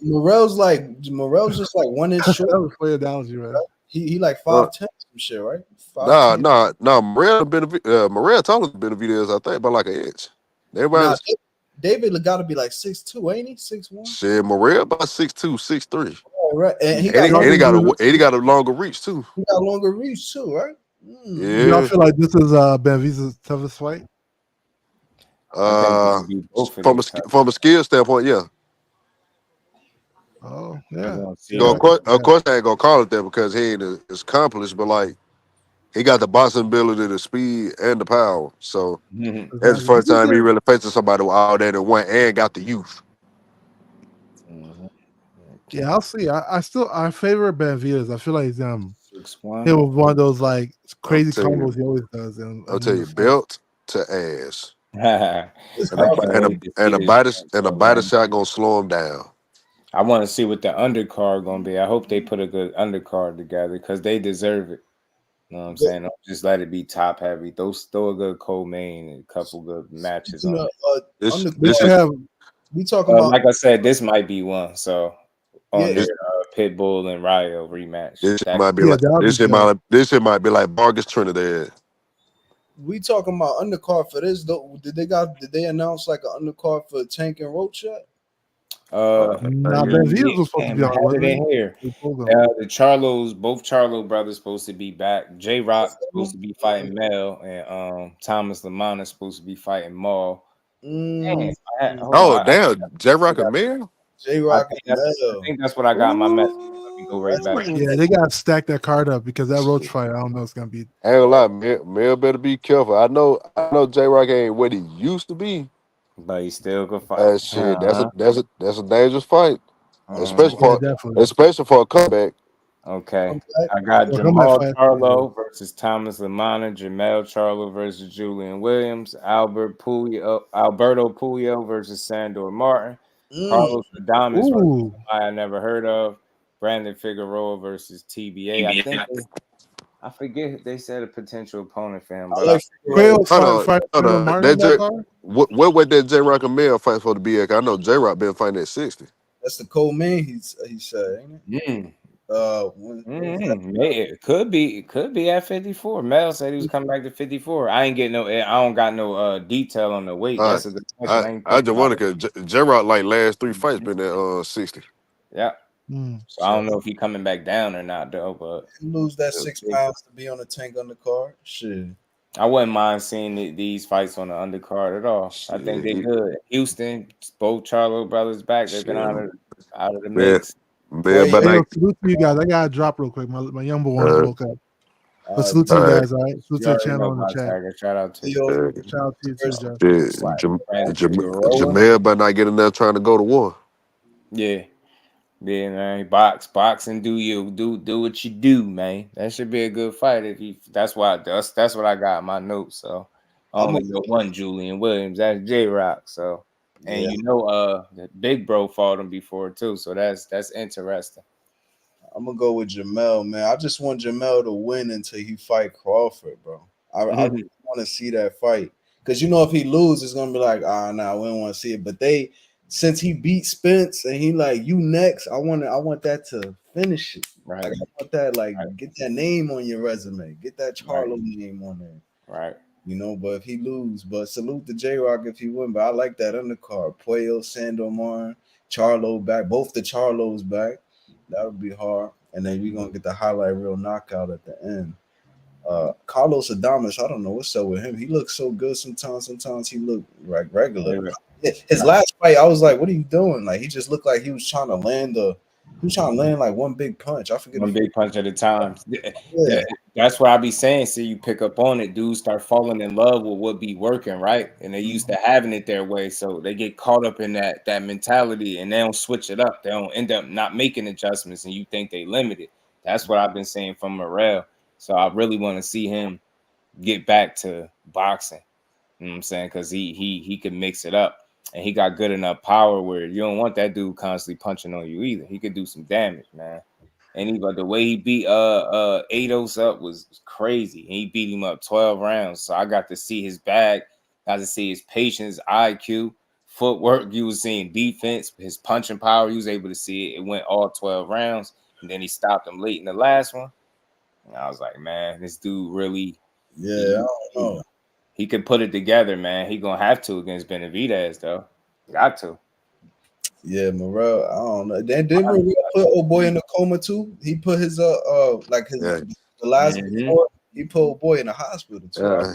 Yeah. I'm telling y'all right now, man. As soon as they get in that ring, oh, he just flat footed, come forward, one dimensional fighter. As soon as you get the swing and try to chop trees and you get the missing, he will get frustrated. Start trying to take risks, gonna get his ass caught. Mm. Mm. Boop.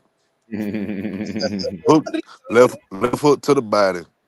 and he gonna outwork you. Nah, I ain't gonna lie. Ant, right? How you said Benavidez' defense is like ugly, but it's effective. Yo, his Right. last fight, I'm watching it twice right now. Bro. It looked like he stepped up his defense for sure. Like he just looked slicker in his last fight. Big Supreme. Like I don't know what it was. Like he got sharper. Like I had to run this back twice when he fought Vazdick. He just slipping and sliding, like mad more like defensively responsible. I mean, he still blocked his elbows and shit too. He still be doing them elbow blocks, but his head movement, everything. Like I don't know what they changed. Man, like bro. We was just talking about that. Big Supreme. Man, the boy fought with torn tendons in both hands and couldn't train for like 2 weeks before the fight happened. It still watched him. And they trying to say, "Oh, he ain't got no power at 75." I'm like, do y'all not hear when these fighters be saying that they? I'm like, okay, but he said both. He fought at 75 early on in his career. He was stopping shit. Whenever y'all do that, if we already was taught, it's all good, y'all. I appreciate that, yo, because I don't catch everything, man. Like somebody had to put me on while I was live. That happened a lot, bro. So I appreciate anybody that catch something. If y'all send it to me, and we already taught. It's all good, man. I appreciate you even pointing it out because some stuff I don't catch, and especially when it be on Twitter, because some days I just kind of ignore Twitter. What you talking about? The random people be so toxic to these fighters, and they say the dumbest shit, and they so out of touch with what really be going on that they just say anything. So some days I ignore it. So appreciate everybody keeping me in the loop for sure. You talking about his injury or this head trainer thing that they got in the chat? Say that again. Well, what you was talking about, his injury? Oh, the Spence, and Fundora situation with them, the voluntary defense and all that. That's good. That's good money, man. I mean, I wonder. I hope it play out the way they reporting it finally, because remember, it been flipping and flopping. Spence, not Spence. It been Crawford. It been Spence again. You even hear this people's flip flopping. 1 minute they saying they sole purpose was Crawford. They focused. Then they were saying that, his job is to get his client the most lucrative opportunity possible. That's Spence. So he playing both. I don't like when boxing do this to us. Like we that should never happen. Not back and forth like that, bro. Who fighting who, bro? All right, is EJ fighting this dude? Let's go, EJ, man. Let's go. I hope you got a trainer. I hope he in the best shape of his life that he could possibly be in at this stage in his life. And I want to see him knock his ass out with a body shot. Imagine vintage Spence, yeah. We get a body shot knockout on some Carlos Ocampo type shit. He go in there and break Fundora ass. Ooh, I might shed a real. I ain't gonna lie to you. I want the Spence Crawford. I want to see the Spence Crawford rematch. So shit, I need Spence to get the dub. You know what I'm saying? It was a clip. I think who was he fighting? One of those dudes from back in the day. Oh my god, man! It's almost this bittersweet because he not that same. Like not like that. The way he was attacking, bro. The shots, crisp, hard, sharp, fast. He don't quite look like that, but man, if he could just get in the best shape possible for this fight, a body shot, I would love to see him knock Fundora out with a fucking body shot. I would love to, because then we got Undisputed Part 2. If he beat Fundora, now I think he got 1 or 2 straps he'll have, because Fundora got what? They like playing with the interim. He got both. He got the WBO and the WBC. They playing with the names like interim, special, super, like. And I think Bud got what, the WBA. Yeah, Bud got.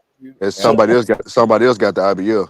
So Bud go over there and beat old boy, and then Spence go and beat Fundora. It's like they got a match for the Undisputed again. Right. It might be the same result, but like. Oh, you got super. Yeah. Big Dog Willie said Bill Haney said on Twitter just a few minutes ago that Devin Haney's comeback fight will be bigger than Muhammad Ali at this suspension. Yo, I see him posting on IG about the rematch too. And we ain't never got to box again. Well. I already been getting these bet, but now it's time for you to get your. They want that rematch. Shout out to Big Dog Willie. He a damn lie. He can't compare it to nothing Muhammad Ali at all. No, just no slight to him. But he say that he'll never be able to feel, man. It's just a different time. He stood for something different. And on top of that, I know he feel like he really accomplished, but he just can't. Why you say that, Jess? Because he only took 1 loss. Why you throwing him away, bro? You know what I mean? Hey, peace to the guys. What's going on? What's good with it, bro? hey, if anything, I want to hear what y'all take is on the big fight. Benavidez and Morrell. Hell no. What's that? Goddamn, better be even Bivol. Oh, same thing. That's why I had that. So yeah, speaking of that, I mean, so y'all think how y'all feeling? Y'all feeling like that 100% KO streak stay intact this weekend? Or what, Shit, I man? shit I do. I'm always gonna pick the fighter that got to do less things perfect to win. Mm-hmm. Shout out Yeah. to Aaron Mack, man. Big dog really appreciate you, my The guy. only thing with Beterbiev, bro, like I noticed like a trend of Oh, yeah. stoppages and knockouts. They usually on the ropes. Like they usually on the ropes when he get these stoppages and he really start banging. But Bivol Mhm. got that footwork and that length, and he ain't even let Canelo do that to him. And Canelo is king cutoff, and Right. well, not king cutoff because we seen people dancing Let me around. ask you this question though, pound for pound. How did them guys end up on the ropes? That man put him there. He put Right. him.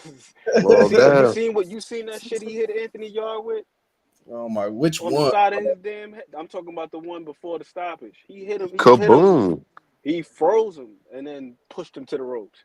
I just watched the. Same thing with Callum Smith. Callum Smith went to go shoot a jab. He counted over the top of the jab with a right hand. Man, Yeah. Just so little quick note, yo, Matthias. I was asking yesterday. He's no longer with Matchroom. They released him. Daniel was good with it, fam. But he back in the ring November 9th, so he right back doing what he do. how they dropped that boy after one loss? After one One fight? loss is wild. One loss, one fight. They One loss is wild. he lost, and then they like, all right, bro, you could. One loss is wild. That's bogus. Eddie just be like, he did the same shit with Devin. He like, There's one component of this fight that we haven't touched on yet. You seen what Talk Oscar to was me. saying the other day about that damn Matchroom curse. No. Eddie's fighters lost what, 14 this year? Yeah. 13, 14? Anthony Joshua just got beat. If Bivol lose, Oscar's gonna be going crazy on Thursday, and I'm here for it. I'm gonna be popcorn and everything, ready for Oscar for the Who, Oscar De La Hoya? Yo, if Bivol gets knocked And out it was good, fam. like crazy, Oscar's going ham on Clapback Thursday. Clapback Thursday. Yeah. Crazy. You're broke, dude. Yo, Oscar Mm-hmm. cracking up, bro. He a dog. I rock with Oscar. He funny as hell.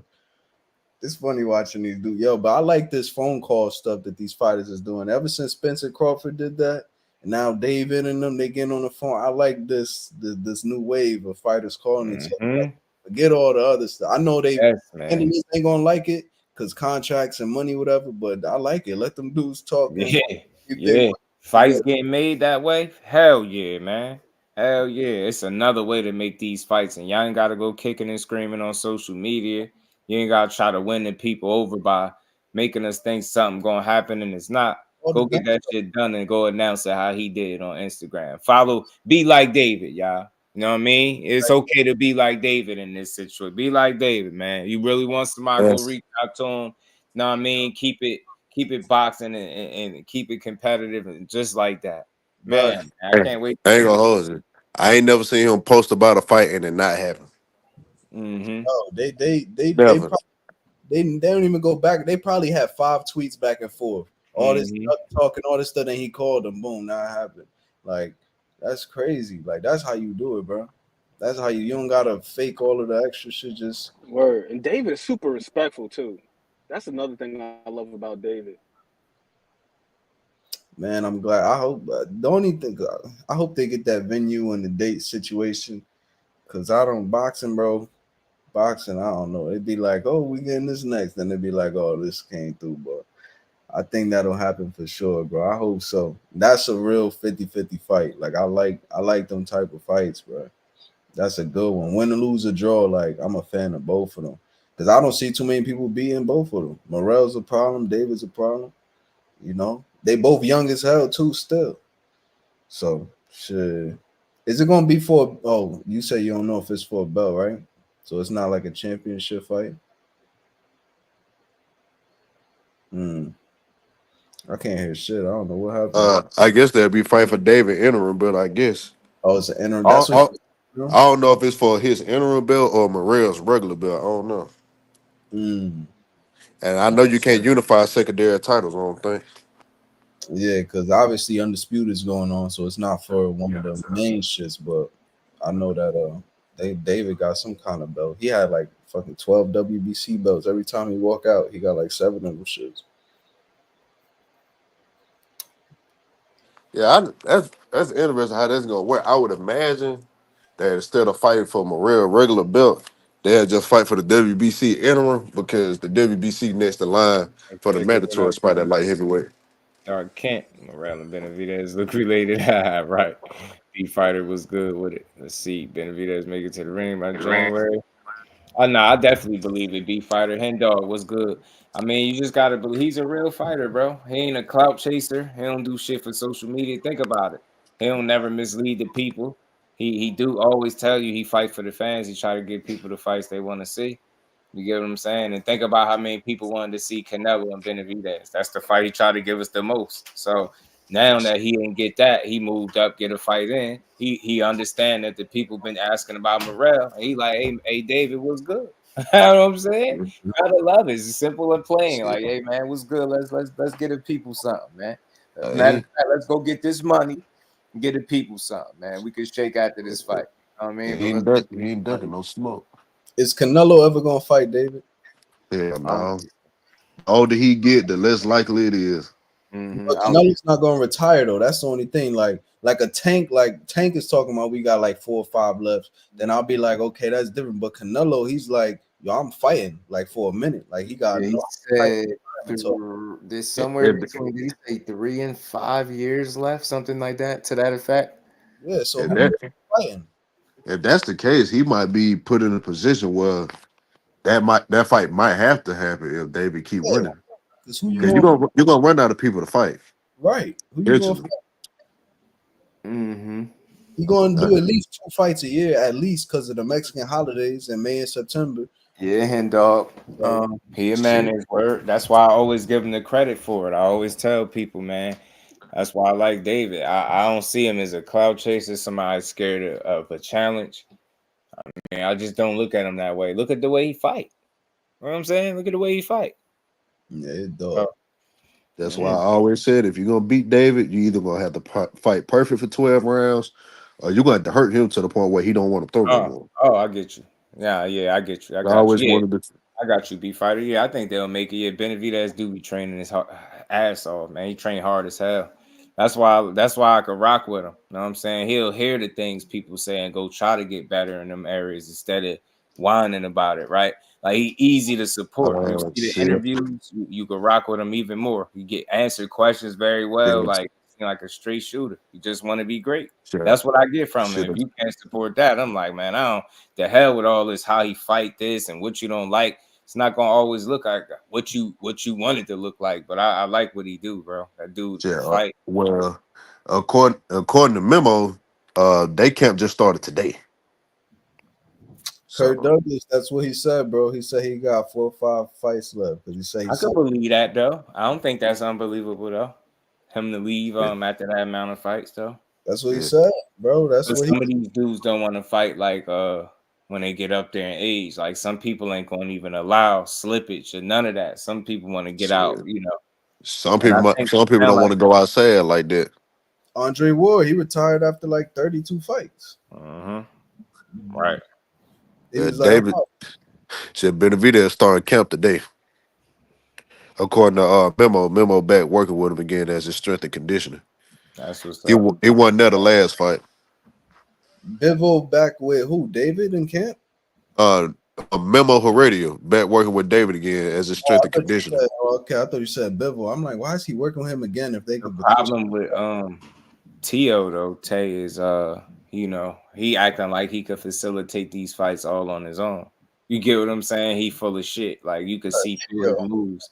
Bob Arum hasn't spoken one time about making him fight with Terrence Crawford, and I think he's mentioned Tank Davis just a bit, but I know that's still premature. So that's the issue with him. And then on top of that, he on the sideline. He just did a recent little clip where he gave like 3 different dates as to when he might come back. That should tell you like how much he just saying something to get at people, you know what I mean? Something, bro. I don't think he have no idea when he fighting right now. Man, Tio just September, he was supposed to fight last month, but he met, turning down opportunities and not taking the fights. I keep trying to fill people in. Boxing is so toxic. When you try to give people the right information, they think you just like dissing or nah, bro. I'm just trying to tell you what he been doing. That dude been turning down fights, calling for Crawford, making a spectacle out of it, getting mushed in his head, his father getting threatened to get slapped. Like Tio doing a lot. He doing everything but fighting. And it's so annoying because he talented as hell. So no other way to slice it. That man can fight, but he's just so, annoying, bro. Yo, I stay with the boxing, like pound for pound boxing. So I stay with the boxing, but bro, any monkey can get a banana. Like, bro, like why would you even, bro? Then he doubled down the other day and said Bud Crawford asked him where he at. He said shopping for bananas. I'm like, oh, so you don't get it, or you don't want to get it, and you want to be hated, and you thinking maybe if you the hill, you will turn. Nah, that's not gonna work in your favor, bro. People not gonna like you. Homie, ignorant. That's not the way to do it. Niggas ain't gonna buy your fight. That's what's gonna happen. Homie, it's crazy. Yeah, I wish Bud would take it though, Tay. I just because I know it'd be a lesson that T.O. need. I would love it. I would love to see it. Yep.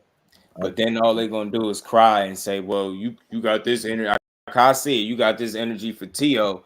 And I want to say this again, man. I said this the other day. I don't understand people. What's hard to understand about the energy that Terrence Crawford got for Teofimo Lopez as opposed to Boots Ennis? Is Boots Ennis talking about he old, his legs gone, he's scared, he ducking, he don't want to fight, he's scared of the world seeing me beat him, monkeys and bananas? Like, is Boots doing any of that shit? Boots ain't doing No. You know where Boots is at 147, concentrating on 147 business. Like, you know what I'm saying? The fans want that fight more than Boots want the fight. And why I'm confident in saying that, because his moves and where his focus is at. It's not Terrence Crawford. If it was, he'd be trying to move up to 54, fight Madrimov, or Madrimov fighting Boachuk. But you get my point. You'll fight somebody there and try to position yourself to fight Crawford. That's a fight they said they'll take if it's offered, but we know that's not going to happen. So he got the energy for T.O. because T.O. being disrespectful. But, Boots Ennis is a real fighter. He's like, bro, if that opportunity presents itself, I'm on it. Him and his pops. Yeah, we'll move up to 54 for Bud, but that's not something that they're doing right now. So I understand completely for the people that don't get why Bud got energy for T.O. T.O. and his pops constantly clout chasing, using his name, and not really planning on fighting. And then being disrespectful with the monkey and banana stuff. So it's easy to see. It's like people never been through stuff. The people be on the internet. You got all this energy for this one. Man, you seen when Bud Crawford walked by. What did y'all get, man? What y'all get out from that little exchange? So, for real, because people always talk about energy. I be trying to let stuff go. I don't be wanting to be making a big deal out of it. Did y'all remember when Bud walked past? You walk past Boots or walk past? Yeah, I remember Boots was on the wall like this. Like Boots on the wall like this. You know what I mean? Like, stop, looked at him. I ain't saying he's scared of him or nothing like that, but it's like people always talk about energy. I just want to know what they seen there. Yeah, you don't. But Boots ain't thinking like, I ain't saying he ain't thinking about him like that, but that's not his focus. I don't think. I think his focus is 47, and I don't know he ain't scared of Boots and none of that. I mean, Bud, I ain't saying that, but just don't get that notion that he wants that fight so much. I think he'll fight him, but I think Bud, Bud should do it exactly like he was going to do it. I'm at Top Rank Gym. Where you at? Handling the gym. You don't even got to do all that. Just go to the gym, spank him real quick, put the sparring on YouTube. Right. It's crazy that the only thing that we could make out of that is trying to make one guy scared of the other. We can't make no other sense out of it. Nah, Bud gotta be scared. And you know why I'm not buying it? And I'll be done with it.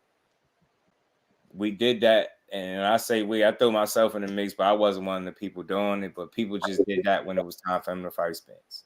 They said he was ducking him. He was scared of him. I'm like, after seeing how it all materialized, and this ain't about Spence. That's always my guy. But it's like, we just did that to him. We just said he was scared of somebody. He goes and fight the guy. Then we move the goalpost somewhere else after that and find another guy to say that he's scared of.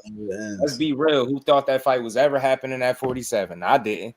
I never thought he was fighting Bud or EJ at 47. Not Boots. he kind of missed him. If you just see the class, he's in the Virgil class. Virgil was his bud and Spence to me at 47. He didn't get that because Virgil now at 54. But you get what I'm saying? Like I never thought they was gonna fight, and I seen that like a mile away. I'm like, I guarantee by the time they done sorting out they shit, they gonna be up in another weight class. He's never gonna fight them at 47. That shouldn't be too much like right, and them dudes would be sticking around too long at 47.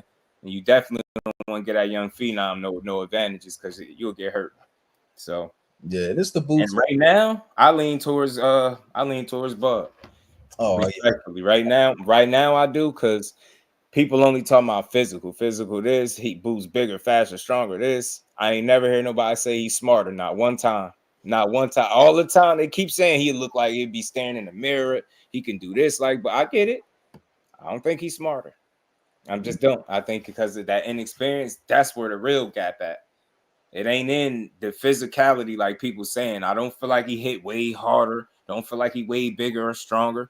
But one of the more physically strong fighters we got in boxing. So he ain't the easiest to move around in the ring. So I don't know if it'd be like what people say. And I feel like that experience is where the biggest gap between them lies. Is experience. And Boots still operating off physicality. Bud do both. Like he'll slow a pace down of a fight, pick you apart, and beat you up. Boots will speed it up. I just don't know if you can do that with a guy like Bud Crawford. You might have to switch up the way you fight. I don't know.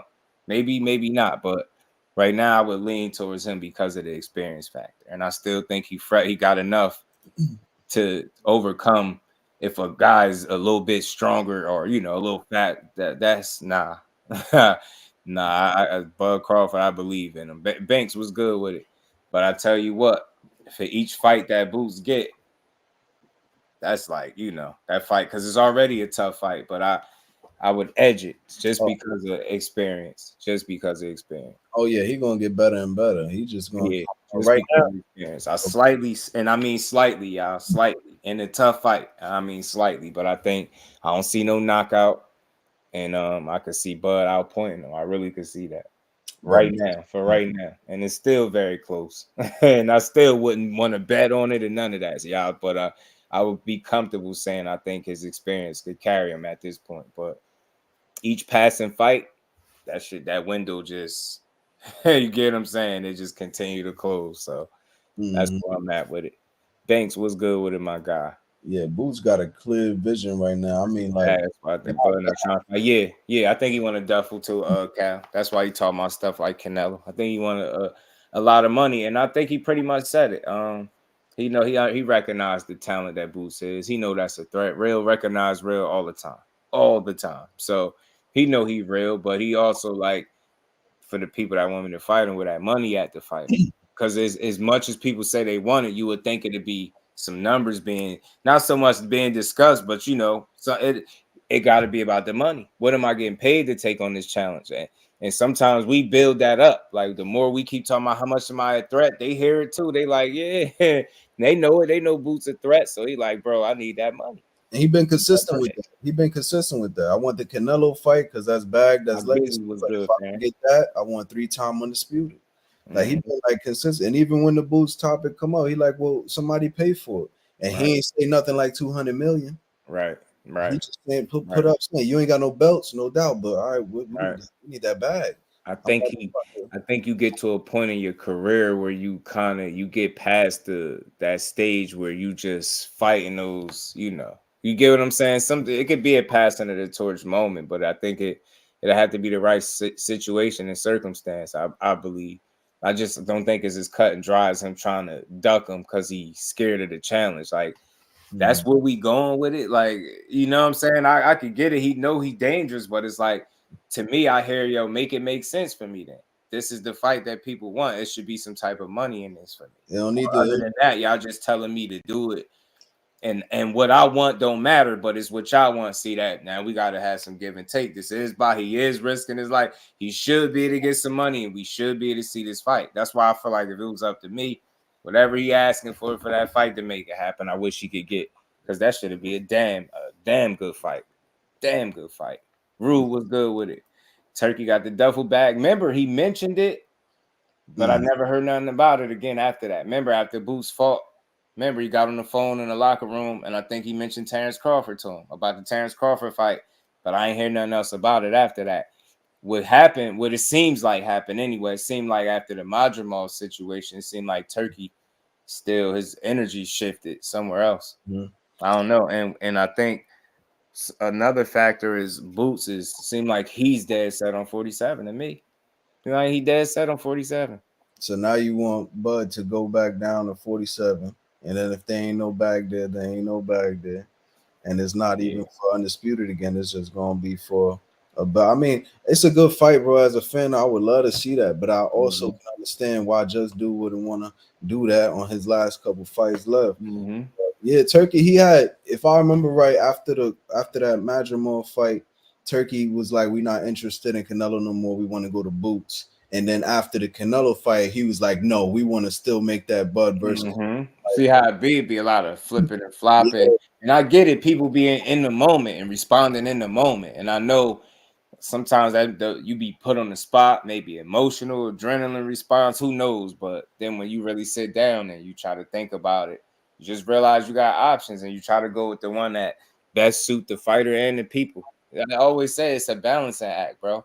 Trying to get the people something they want, and making sure the fighter that's taking the risk is getting paid. You know what I mean? Is getting what he wants. And we sometimes we ignore that. Nah, man, get in there and fight him. For what though? What's gonna make him the incentive? His paycheck, bro. Like dudes ain't just in there to take risks for nothing. Like anything can happen in a fight. So it's like, bro, you're not gonna tell me after I get 40 plus fights in that I can't start demanding a little bit of money.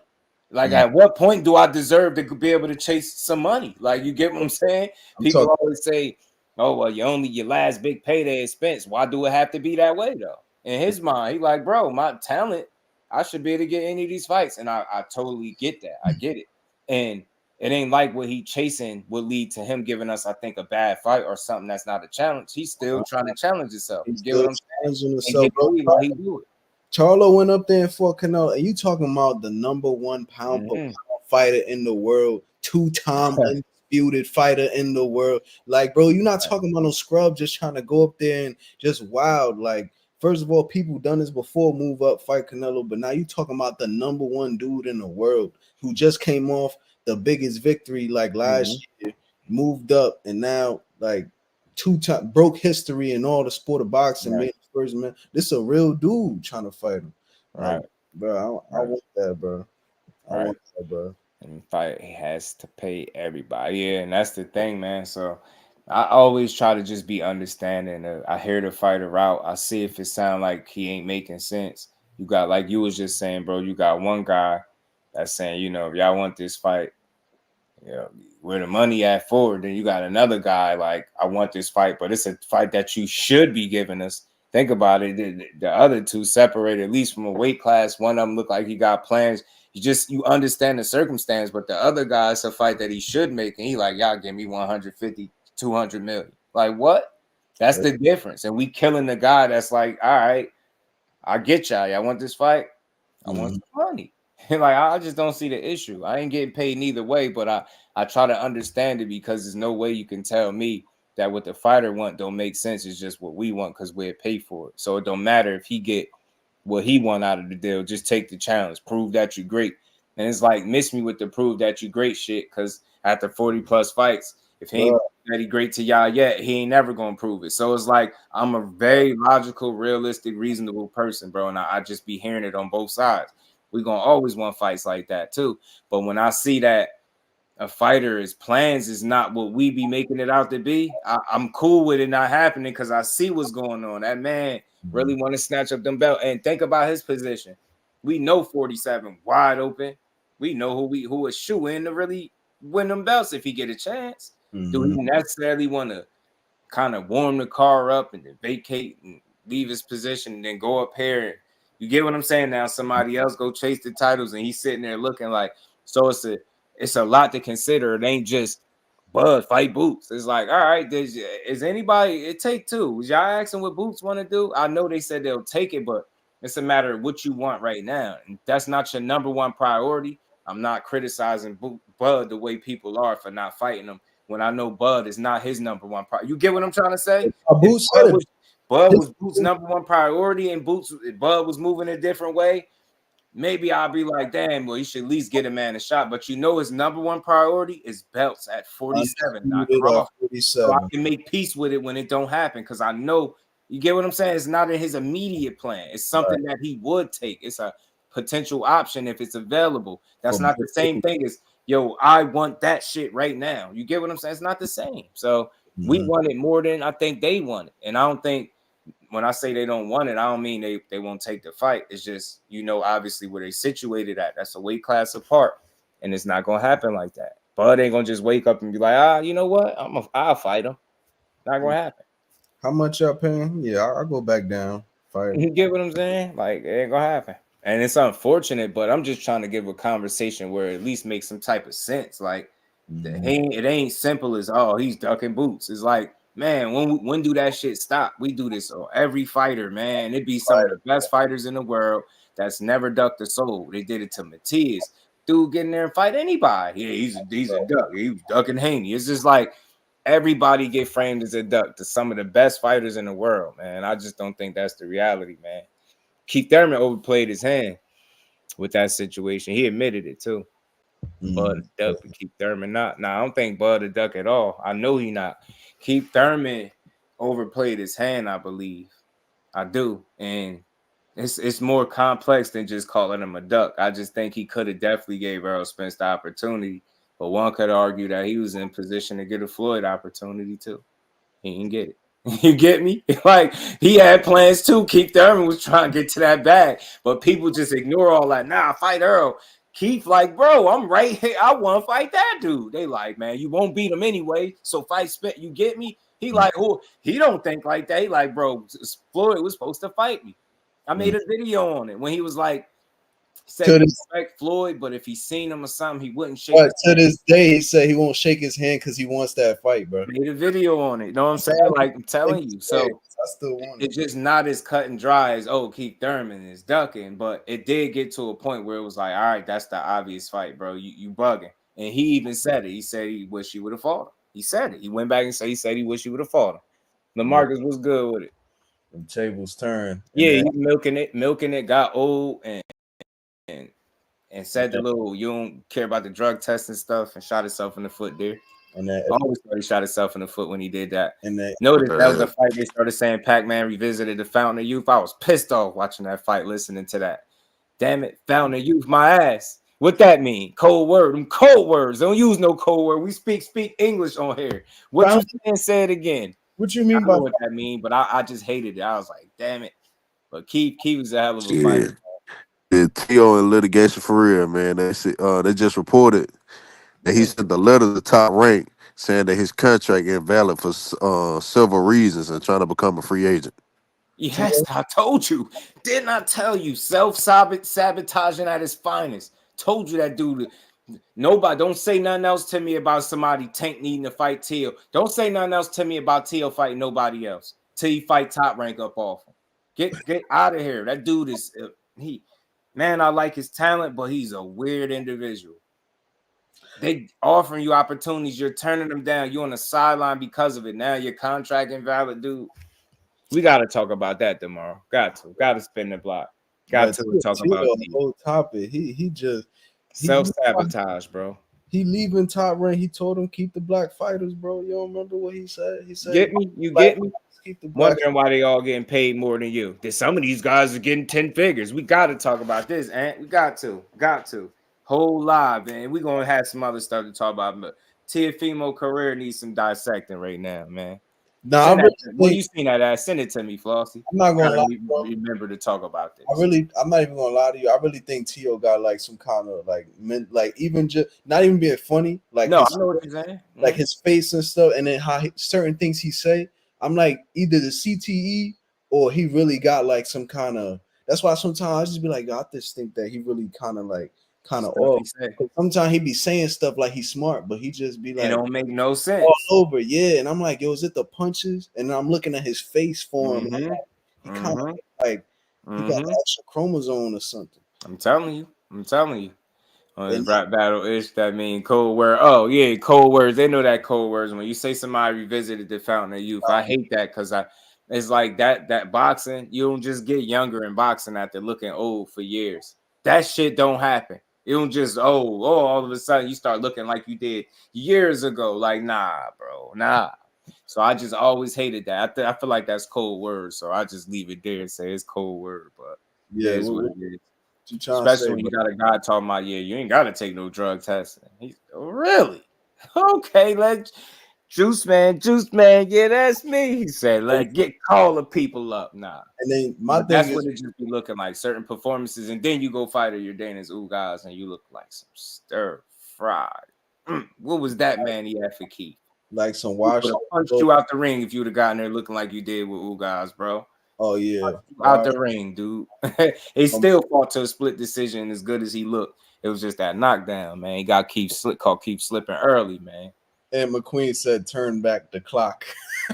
That's So you shouldn't two top rank. You should get it back in blood.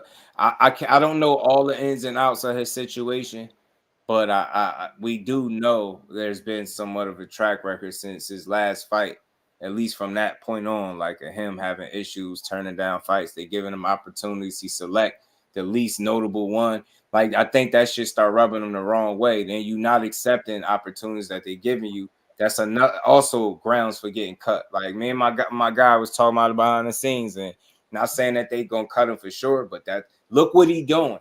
Bro, what is Now he doing? You know saying what you retired? You doing spoofs as a garbage truck man? Yeah, they pay more here than that top rank. Like, you bro, what get me? doing, bro? Yeah, Like, I made all of this money for top rank and ain't getting on. I never made more than $1 million. It's just like all your business gets spilled. It's not gonna. We can't help you. Unfortunately, we could care for you. We could cry a river with you. We could level with you, but it's nothing we could do. You gotta go sit down with them folk, man. Straighten your contract out. he's And still I a ain't good saying fighter. you're not being done wrong, but Yeah, that's why I don't. Once he made that banana talented come in, hell, I'm done. I'm through with him. Oh, you was finished after the banana comment? Yeah, cause you just pull that out your ass and say that you been felt like that. Which, like, Mhm. to even fix your mouth to say some shit like that, bro. That's like, Yeah, you probably sound worse behind closed doors.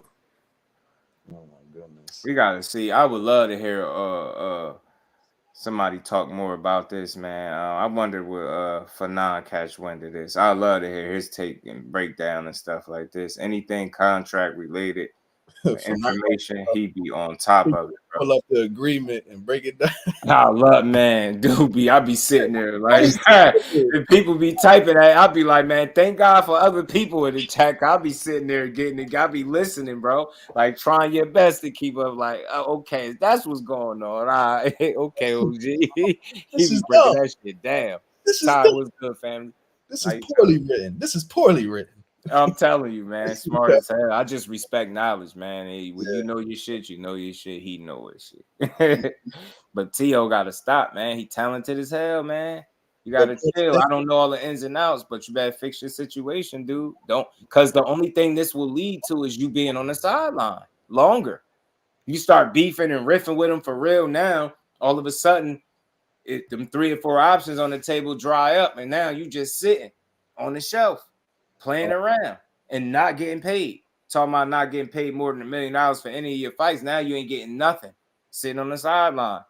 Better hope Budweiser and Disney. You got J-Lo still, right? You got J-Lo.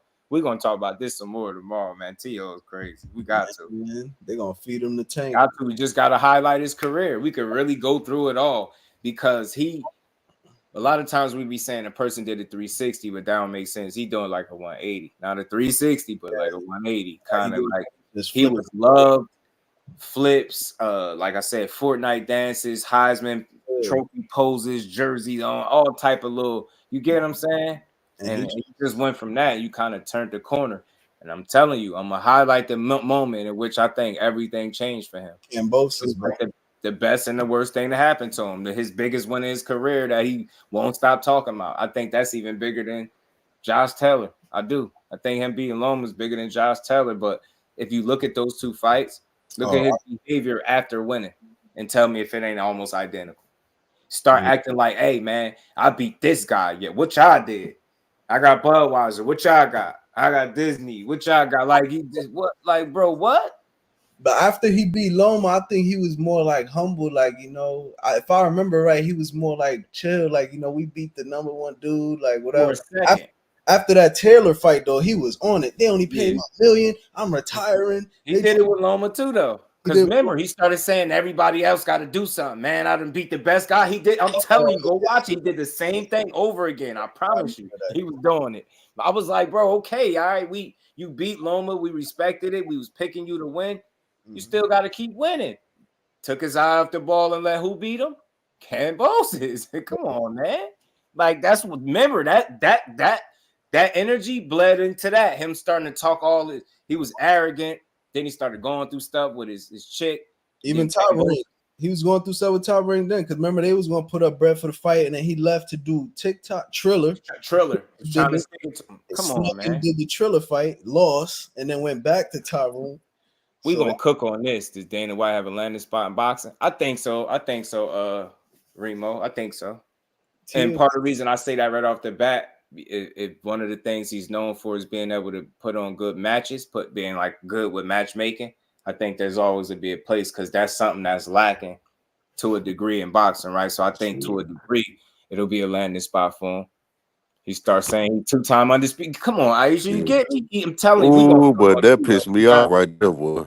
We're going to give him his own personal thumbnail and everything, y'all. We're going to cook on Tio tomorrow. I'm sorry. The career of Teofimo Lopez. Is he self-sabotaging or what, man? It's crazy because, and I'll be telling people this about these fighters. Everybody be like, they need to fight now. These dudes are young. Like, Tio is just now he going through all this controversy now. He like 25, 26. We still got like another 7 years of seeing this dude. Yeah. It's crazy watching it. Yeah, he got to get better, man. I know it's a lot to juggle it all too, but I know it can't be easy. And I ain't, that's why I never go into tearing him down. But I think the way he handling it is not the best. Yeah, everything can be public, bro. It's not gonna work. Not in boxing. They don't care. They don't care, bro. They're gonna get a sympathy card. They're gonna be like, yeah, that's Bob, man. What Bob? 98 right now, bro? 92, I think. Nah, bro. Like, better go work it out. He need to work it out. And I said it was coming. I said it was coming. He turning down these opportunities. Then you start beefing with him. You lying to the fans saying the reason you ain't in the ring is because nobody want to fight you. You and your dad. Come to find out. That's why I said, man, ever since Mark Kriegel put it out there, I loved it. Because when people sometimes hear it on TV from somebody like that, they believe it. I'm sitting here telling y'all, telling certain people he turning down these fighters and they trying to argue back. Then you hear Mark Kriegel say it. Well, you had all of these guys on the table. He named them. Why Claggett? I was like, I love it, yo. Thank you, Mark. Ask him why Claggett, bro. So you know who in a similar situation? Devin Haney. Right now, he going through this controversy thing with Ryan. Fans is turning on him, and then he in the court. They mad at him. Then the carnival situation. Then back and forth with Eddie Hearn now, who was the only Haney, bro. Bro, he Haney. He should have told Turkey he was with that. Now look what he going through. You see what I'm saying? At some point, Top Rank was gonna get it back. Because look, if your stance is that something is invalid, I don't know all that contract talk, but I'm just assuming it's easy to assume you have an issue, right? At some point, you was gonna have an issue because you was trying to look how you was moving. You really try to go make a deal, cut the Godfather out, go deal with Triller. That shit fell through, and look, you still got to deal with him. You don't think he either gonna make you at this point? He either gonna make you fight somebody, or you gonna be on the sideline or get dropped or something. Yeah, I'm telling you, he got some choices. We gonna cook it. This gonna be a good conversation. It's crazy how all these dudes, right? Like Devin is getting into it with Eddie Hearn, who was his money man at the Zone. Right. They going back and forth. Shakur is getting into it. He left Top Rank, and it's like the only people step landing is PBC. And it's like, is it gonna happen in a couple years where they just like, fuck it, let's just go over here? Yeah, just let's go see what's going on. I just hope that, in the very near future that Shakur can establish some type of relationship with that side so it could feel like regular. Like, you know what I mean? You gotta feel like you could do and go over there and work with him if that needs to happen for you to secure a fight. You know what I'm saying? With Eddie Hearn, he with Eddie Hearn now, right? So Eddie Hearn got like a relationship with PBC. That he didn't did business. Even him and Ellerby squashed it. I heard too. And that's what I'm saying. So that's a conversation I want to have too. Like, is it And it's not about, no shot to the fighter, but is it acceptable for that to be a reason why a fight can't be made? When somebody, I don't deal with him. Like, is that a good enough reason? And what's the reasons for it? Like, because Tank said that about Eddie Hearn, but Wilder felt that way at 1.2, and then what? It's a new chapter, and he worked with who? Eddie Hearn. You see him taking pic. All I'm saying is, it's fine. It's always a common ground. I know it. Like, if it got one way, it could go back that way. Ain't nobody cost nobody no bloodshed, no money. That shit is fixable. You get what I'm trying to say? Whatever your grievances is, whatever little shit you talked online. Come on, man. They promoters. They done had worse be said to them. I want to see boxing get to a point where that is just no reason for a fight not to happen, but the fighter. So when we see a fight not materialize, we can just say, hey, man, it was one or the other. You get what I'm saying? Not, hey, the size of the streets. Oh, he was working with that one. Let's just eliminate the barriers, man, because we don't need it, man. I want to see all fights. I don't care who working with who, because we ain't getting paid one way or the other. I just want to see the fights. And I hate that being like a potential roadblock. This guy works with this guy. And to some degree, you just get it. Sometimes you don't rock with somebody. You don't want to break bread with somebody that you don't trust. And what's the reasons for the lack of trust? And can it be fixed? If not, then it's going to be what it's going to be. But for the betterment of the sport, I would like to see more people working with more people and eliminate that whole side of the street garbage. Don't matter who you working with. Yo, if I want to fight you, let's make sure our money right and let's fight. You get what I'm saying? Yeah. But I know it's a lot of moving parts too. So yeah, but it looked like it's getting towards that though, because even with the Bud and Madrimore fight, I remember watching Leonard. He like, he was saying Eddie Hearn, Turkey Al-Sheikh, of course. They like, in the back, big enough. Everybody like this, and all of these dudes been together. Top Rank them been with the Zone. The Zone them been on PBC. You get me? Been on PBC. Come on, man. Is it looking at the fighters like this fighter got an issue with this one? This fighter got an issue. I'm like, okay, how they going? But at the end of the day, like you said, it's a promotional company. That's why I was happy Turkey came, because when he dropped that bag and all them, you had Big Baby on the card, Ryo, Pitbull, Bud, you had all the like, man, yeah, that's good. You had all three of them, Top Rank, the Zone, and PBC on that card, and that's while they on Prime. So that show you that they shit still good. Real, man. So, yeah, man. Be willing to work with each other, man. And if not, then keep situations like Benavidez and Morrell need to keep happening, where they get on the phone and talk. Y'all want to keep playing around? All right, cool. Well, we're gonna just get on the line. We're gonna find a way to facilitate the fights anyway, man. That's what I want to see happen. You know what I'm saying? I just tired of the excuses, man. We to a point. If you are healthy and in the same division, it should be no other reason outside of you don't want to fight. If you get what I'm saying, we shouldn't have to try to decipher nothing else. All right, coming up with shit. This guy want to fight that guy. Oh, nah. So it's on them. Oh, they team turning down. I don't want to hear no other. You get what I'm saying? It just makes it easier. Then we ain't got to do all the extra speculation. We could say, hey, man, this person didn't want that fight.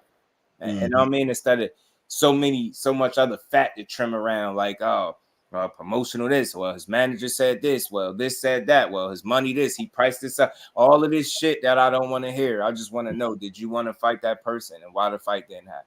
But like I said, talking to a matchmaker, like it's no surprise. He said a lot of times when these fights don't happen, he said it's not ducking. He said it's money. Yeah. Normally always money. Fight don't happen. Don't care what you say. You usually could point back to it and it's going to be something about money. Somewhere it's going to be money. So I just got a notification on my phone from Showbiz saying that it's official, like it's a done deal. For a done deal in his time. I don't know if he clickbait or what, but I got the notification. Oh, Spence and Fundora? Spence and Fundora, done deal. I'm hearing it. I don't think I don't want to accent say out vouch, but I don't think he be trying to do that intentionally. But some people just like being first. Oh, yeah, as soon as they get some and then they'll sometimes retract. I done seen some retractions before. I done seen it. He did it recently with said Pacquiao was fighting Spence, I think it was. He was like, all right, that was a bad take. That was a bad one. I got it wrong. Yeah. That was a bad one. Something like that it was. He just recently did that. It looked like his own though, because Copper just said it, and it's supposed to be on a separate card from the Morrell Benavidez thing. It's supposed to be a whole separate thing. Right. The thing is, they sending out that poster with them both on the same poster. That's not the reality. See how people confusing? That's why I tell y'all, man. I try to make sure I get right before I do it. So look, man, we're gonna talk about that. We're gonna build on that tomorrow. We got a couple things to build on. Spence back in the mix. I'm glad because that kind of put some of them retirement rumors or all the retirement rumors to bed. Then we can talk some more about T.O., man, and his situation. I think he handling the spotlight not in a good fashion. Yeah. Like, and then not having no mentor, no role model. Right. That is every bit as ignorant as you is, probably worse. It's gonna show, and that's what it is. Like you need guidance, bro. You need somebody to give you some game. Like you all over the place, and you crying, but you crying to the wrong people. Can't be in the public. Keep the black fighters. Oh, what I think is going on is a bunch of racists. This we're gonna talk about all the members. Not too long ago, he was just in an interview crying about that. Nah, you got to understand the acronyms of it, and then you go from that to whichever monkey want the banana. Like this is shit I be talking about, dude. Like you self-sabotage. Teofimo Lopez and the self-sabotaging of his career. Cause that's what he doing. He ruining it for himself. Yeah, man. They coming, Aisha. They coming. They sliding them in there. And I seen Rick Glazier hating again recently on PBC, saying people are writing a PBC's obituary or something like that. I had a post, but I had deleted it. Why? Why is he? Yeah, I ain't never hear him say nothing good about PBC. Maybe a good compliment here or there on a matchup or a fight. Surprisingly, he complimented Lamont Roach and Tank. That was a little surprising. He complimented that. I be seeing it. I don't follow him. I never will. But every now and then, scrolling, his stuff will pop up or repost or something like that. One of your Latino brothers. Oh man, Slave Master, don't ever forget. I'm telling you, they on his ass. T.O. done put himself in this situation, but we'll see, man. So if Bivol keeps Beterbiev keeps his 100% KO streak this weekend, we gonna see, man. I think it's gonna be tough as hell for Bivol to make it up out of there unscathed, man. So you got Beterbiev? That's what you going with? Man, I like Bivol, man, because I love to say skills pay the bills, but when dude got enough skills to pay the bills with the power to knock out every light that you got on in your apartment with one punch, man, I lean toward him, man. I think he's gonna knock Bivol out, man. Damn, Aisha, he blocked you? That's crazy. If I'm wrong, I'll be glad to be wrong, because that'll be the last time I make a pick like this. I don't think I'm making it for no wrong reasons, but nah, me too. I'm like really skills pay the bills, dude. But damn, that too many descriptions of his power and man, I don't know. It's gonna be tough. 12 rounds. It's kind of saying it's similar with tanking Shakur. That's how that feel. Make me feel very similar. Power, and then you got a guy that just got a ton of boxing skill, in my opinion. And is that enough? You know what I'm saying? So yeah, I gotta watch some more of their fights, bro. I gotta watch some more. Some more. I saw how people was lighting up. Canelo getting a TKO 8-10. It's possible, bro. He really could. But all right, just good looking, bro. You already know, man. Appreciate you pulling up, man. Always welcome, Brody. Peace, bro. Got you tomorrow, baby. You already know. And y'all make sure y'all smash that like button, man. Always a dope build. And Pitbull and Ryo looking like the rematch might happen on the Morrell and Benavidez card as well. Except Frank Warren, he will sue your ass in a heartbeat. Right. And shout out to everybody that's rocking in the raffle. We're going to play the commercial game, man. Y'all make sure y'all get y'all tickets. Make sure y'all give yourself a chance to win one of those good prizes. Come rock out with the JBT fam. Shout out to everybody. Y'all make sure y'all hit that like button. It's time for another raffle brought to you by the JBT. Our first item is a new 10th generation iPad with a liquid retina display which shows off beautiful color and has plenty of power for all your handheld computing needs. Great for work, play, or just movies on the go. How much is it to enter, you ask? Just $10. Or you can catch the deal with 3 entries for just $25. It's easy to enter. Just cash app your entries to $JBT Network 1. That's $JBT Network 1. Our second item is a set of Kenichi Bear Bluetooth noise-canceling headphones. Great for gaming, movies, or travel. As the second prize in this great raffle, our third item is a Ninja brand air fryer. Great for all your air frying needs. Cooking healthy with the JBT. So send your entries via Cash App to JBT Network 1. That's JBT Network 1. $10 each or 3 for $25. Put raffle on the comment line and you are entered. Up to the homie Big Dre, man. So look, man, the raffle will be up October 12th.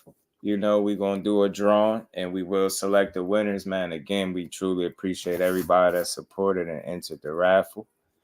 Y'all got a chance to win some great prizes, man, from the Kenichi Bear headphones to the, the 10th generation iPad and a Ninja brand air fryer so y'all can stop burning them hot pockets and stuff, you know. So shout out to everybody in the building that pulled up. Shout out to everybody in the Super Chat, Cash App. I appreciate the love, man, as always. And we'll be back tomorrow to build on this good boxing, man. Fender Bender, my guy. It's all good, all love, man. Shout out to the Queen Aisha, Cal Cooler, man. Stay safe, family. Stay safe out there. Everybody that's affected by the hurricanes, man. Y'all make sure y'all stay safe for sure, man. And I appreciate all y'all pulling up, rocking out with your boy with another dope build, helping me get boxing is just due. So with that, y'all make sure y'all enjoy the rest of this Wednesday. We got David versus David. Y'all boxing is thriving. We got an undisputed light heavyweight matchup, Beterbiev and Bivol. This weekend, man, boxing is in a good space. Tank and Lamar Roach coming up. We got action, y'all. And Spence back in the mix. Big Fish is back. We got to talk about that tomorrow. Hopefully everything goes through with that fight. And we get to see that man come back and do his thing. So with that, man, much love to everybody. Peace to the fam.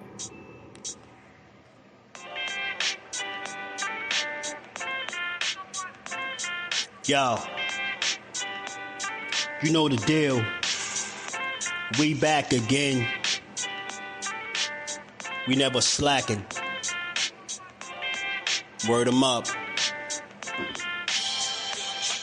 Ladies and guys, whether if you drunk or you high, it's time to pay respects to the illest man alive. If you think you got a point, he'll shrink you down to size. And from there it's downhill like a slinky or a slide. Open your eyes, got a deep connection with the rise. So you might see them jump in whenever they go live. Peep it, this channel blowing up now, it's not a secret. With tons of exclusive interviews to listen to. Them other channels I hate, but yo, they missing clues. They start narratives, sip the goose and twist the truth. It don't take a rocket scientist to get the proof. Just click the live at 4 p.m. Eastern time. But when you chime in, make sure you keep it kind. But if cowards want to debate, then it's feasting time. My man Jusdu shine busy all the time.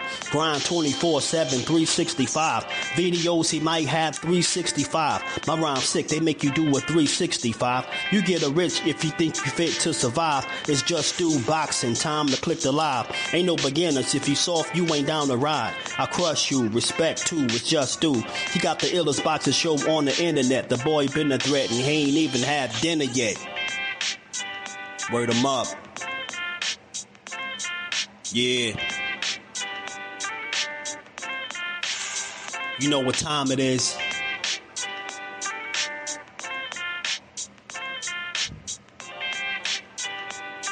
$4 p.m. Eastern. Click the link. What's going on? And one of my favorite channels, if y'all into that pugilistic perfection, if y'all into that boxing, that's that boy Jusdueboxing here on YouTube. Make sure y'all check out Jusdueboxing, the only unbiased boxing channel on YouTube, because I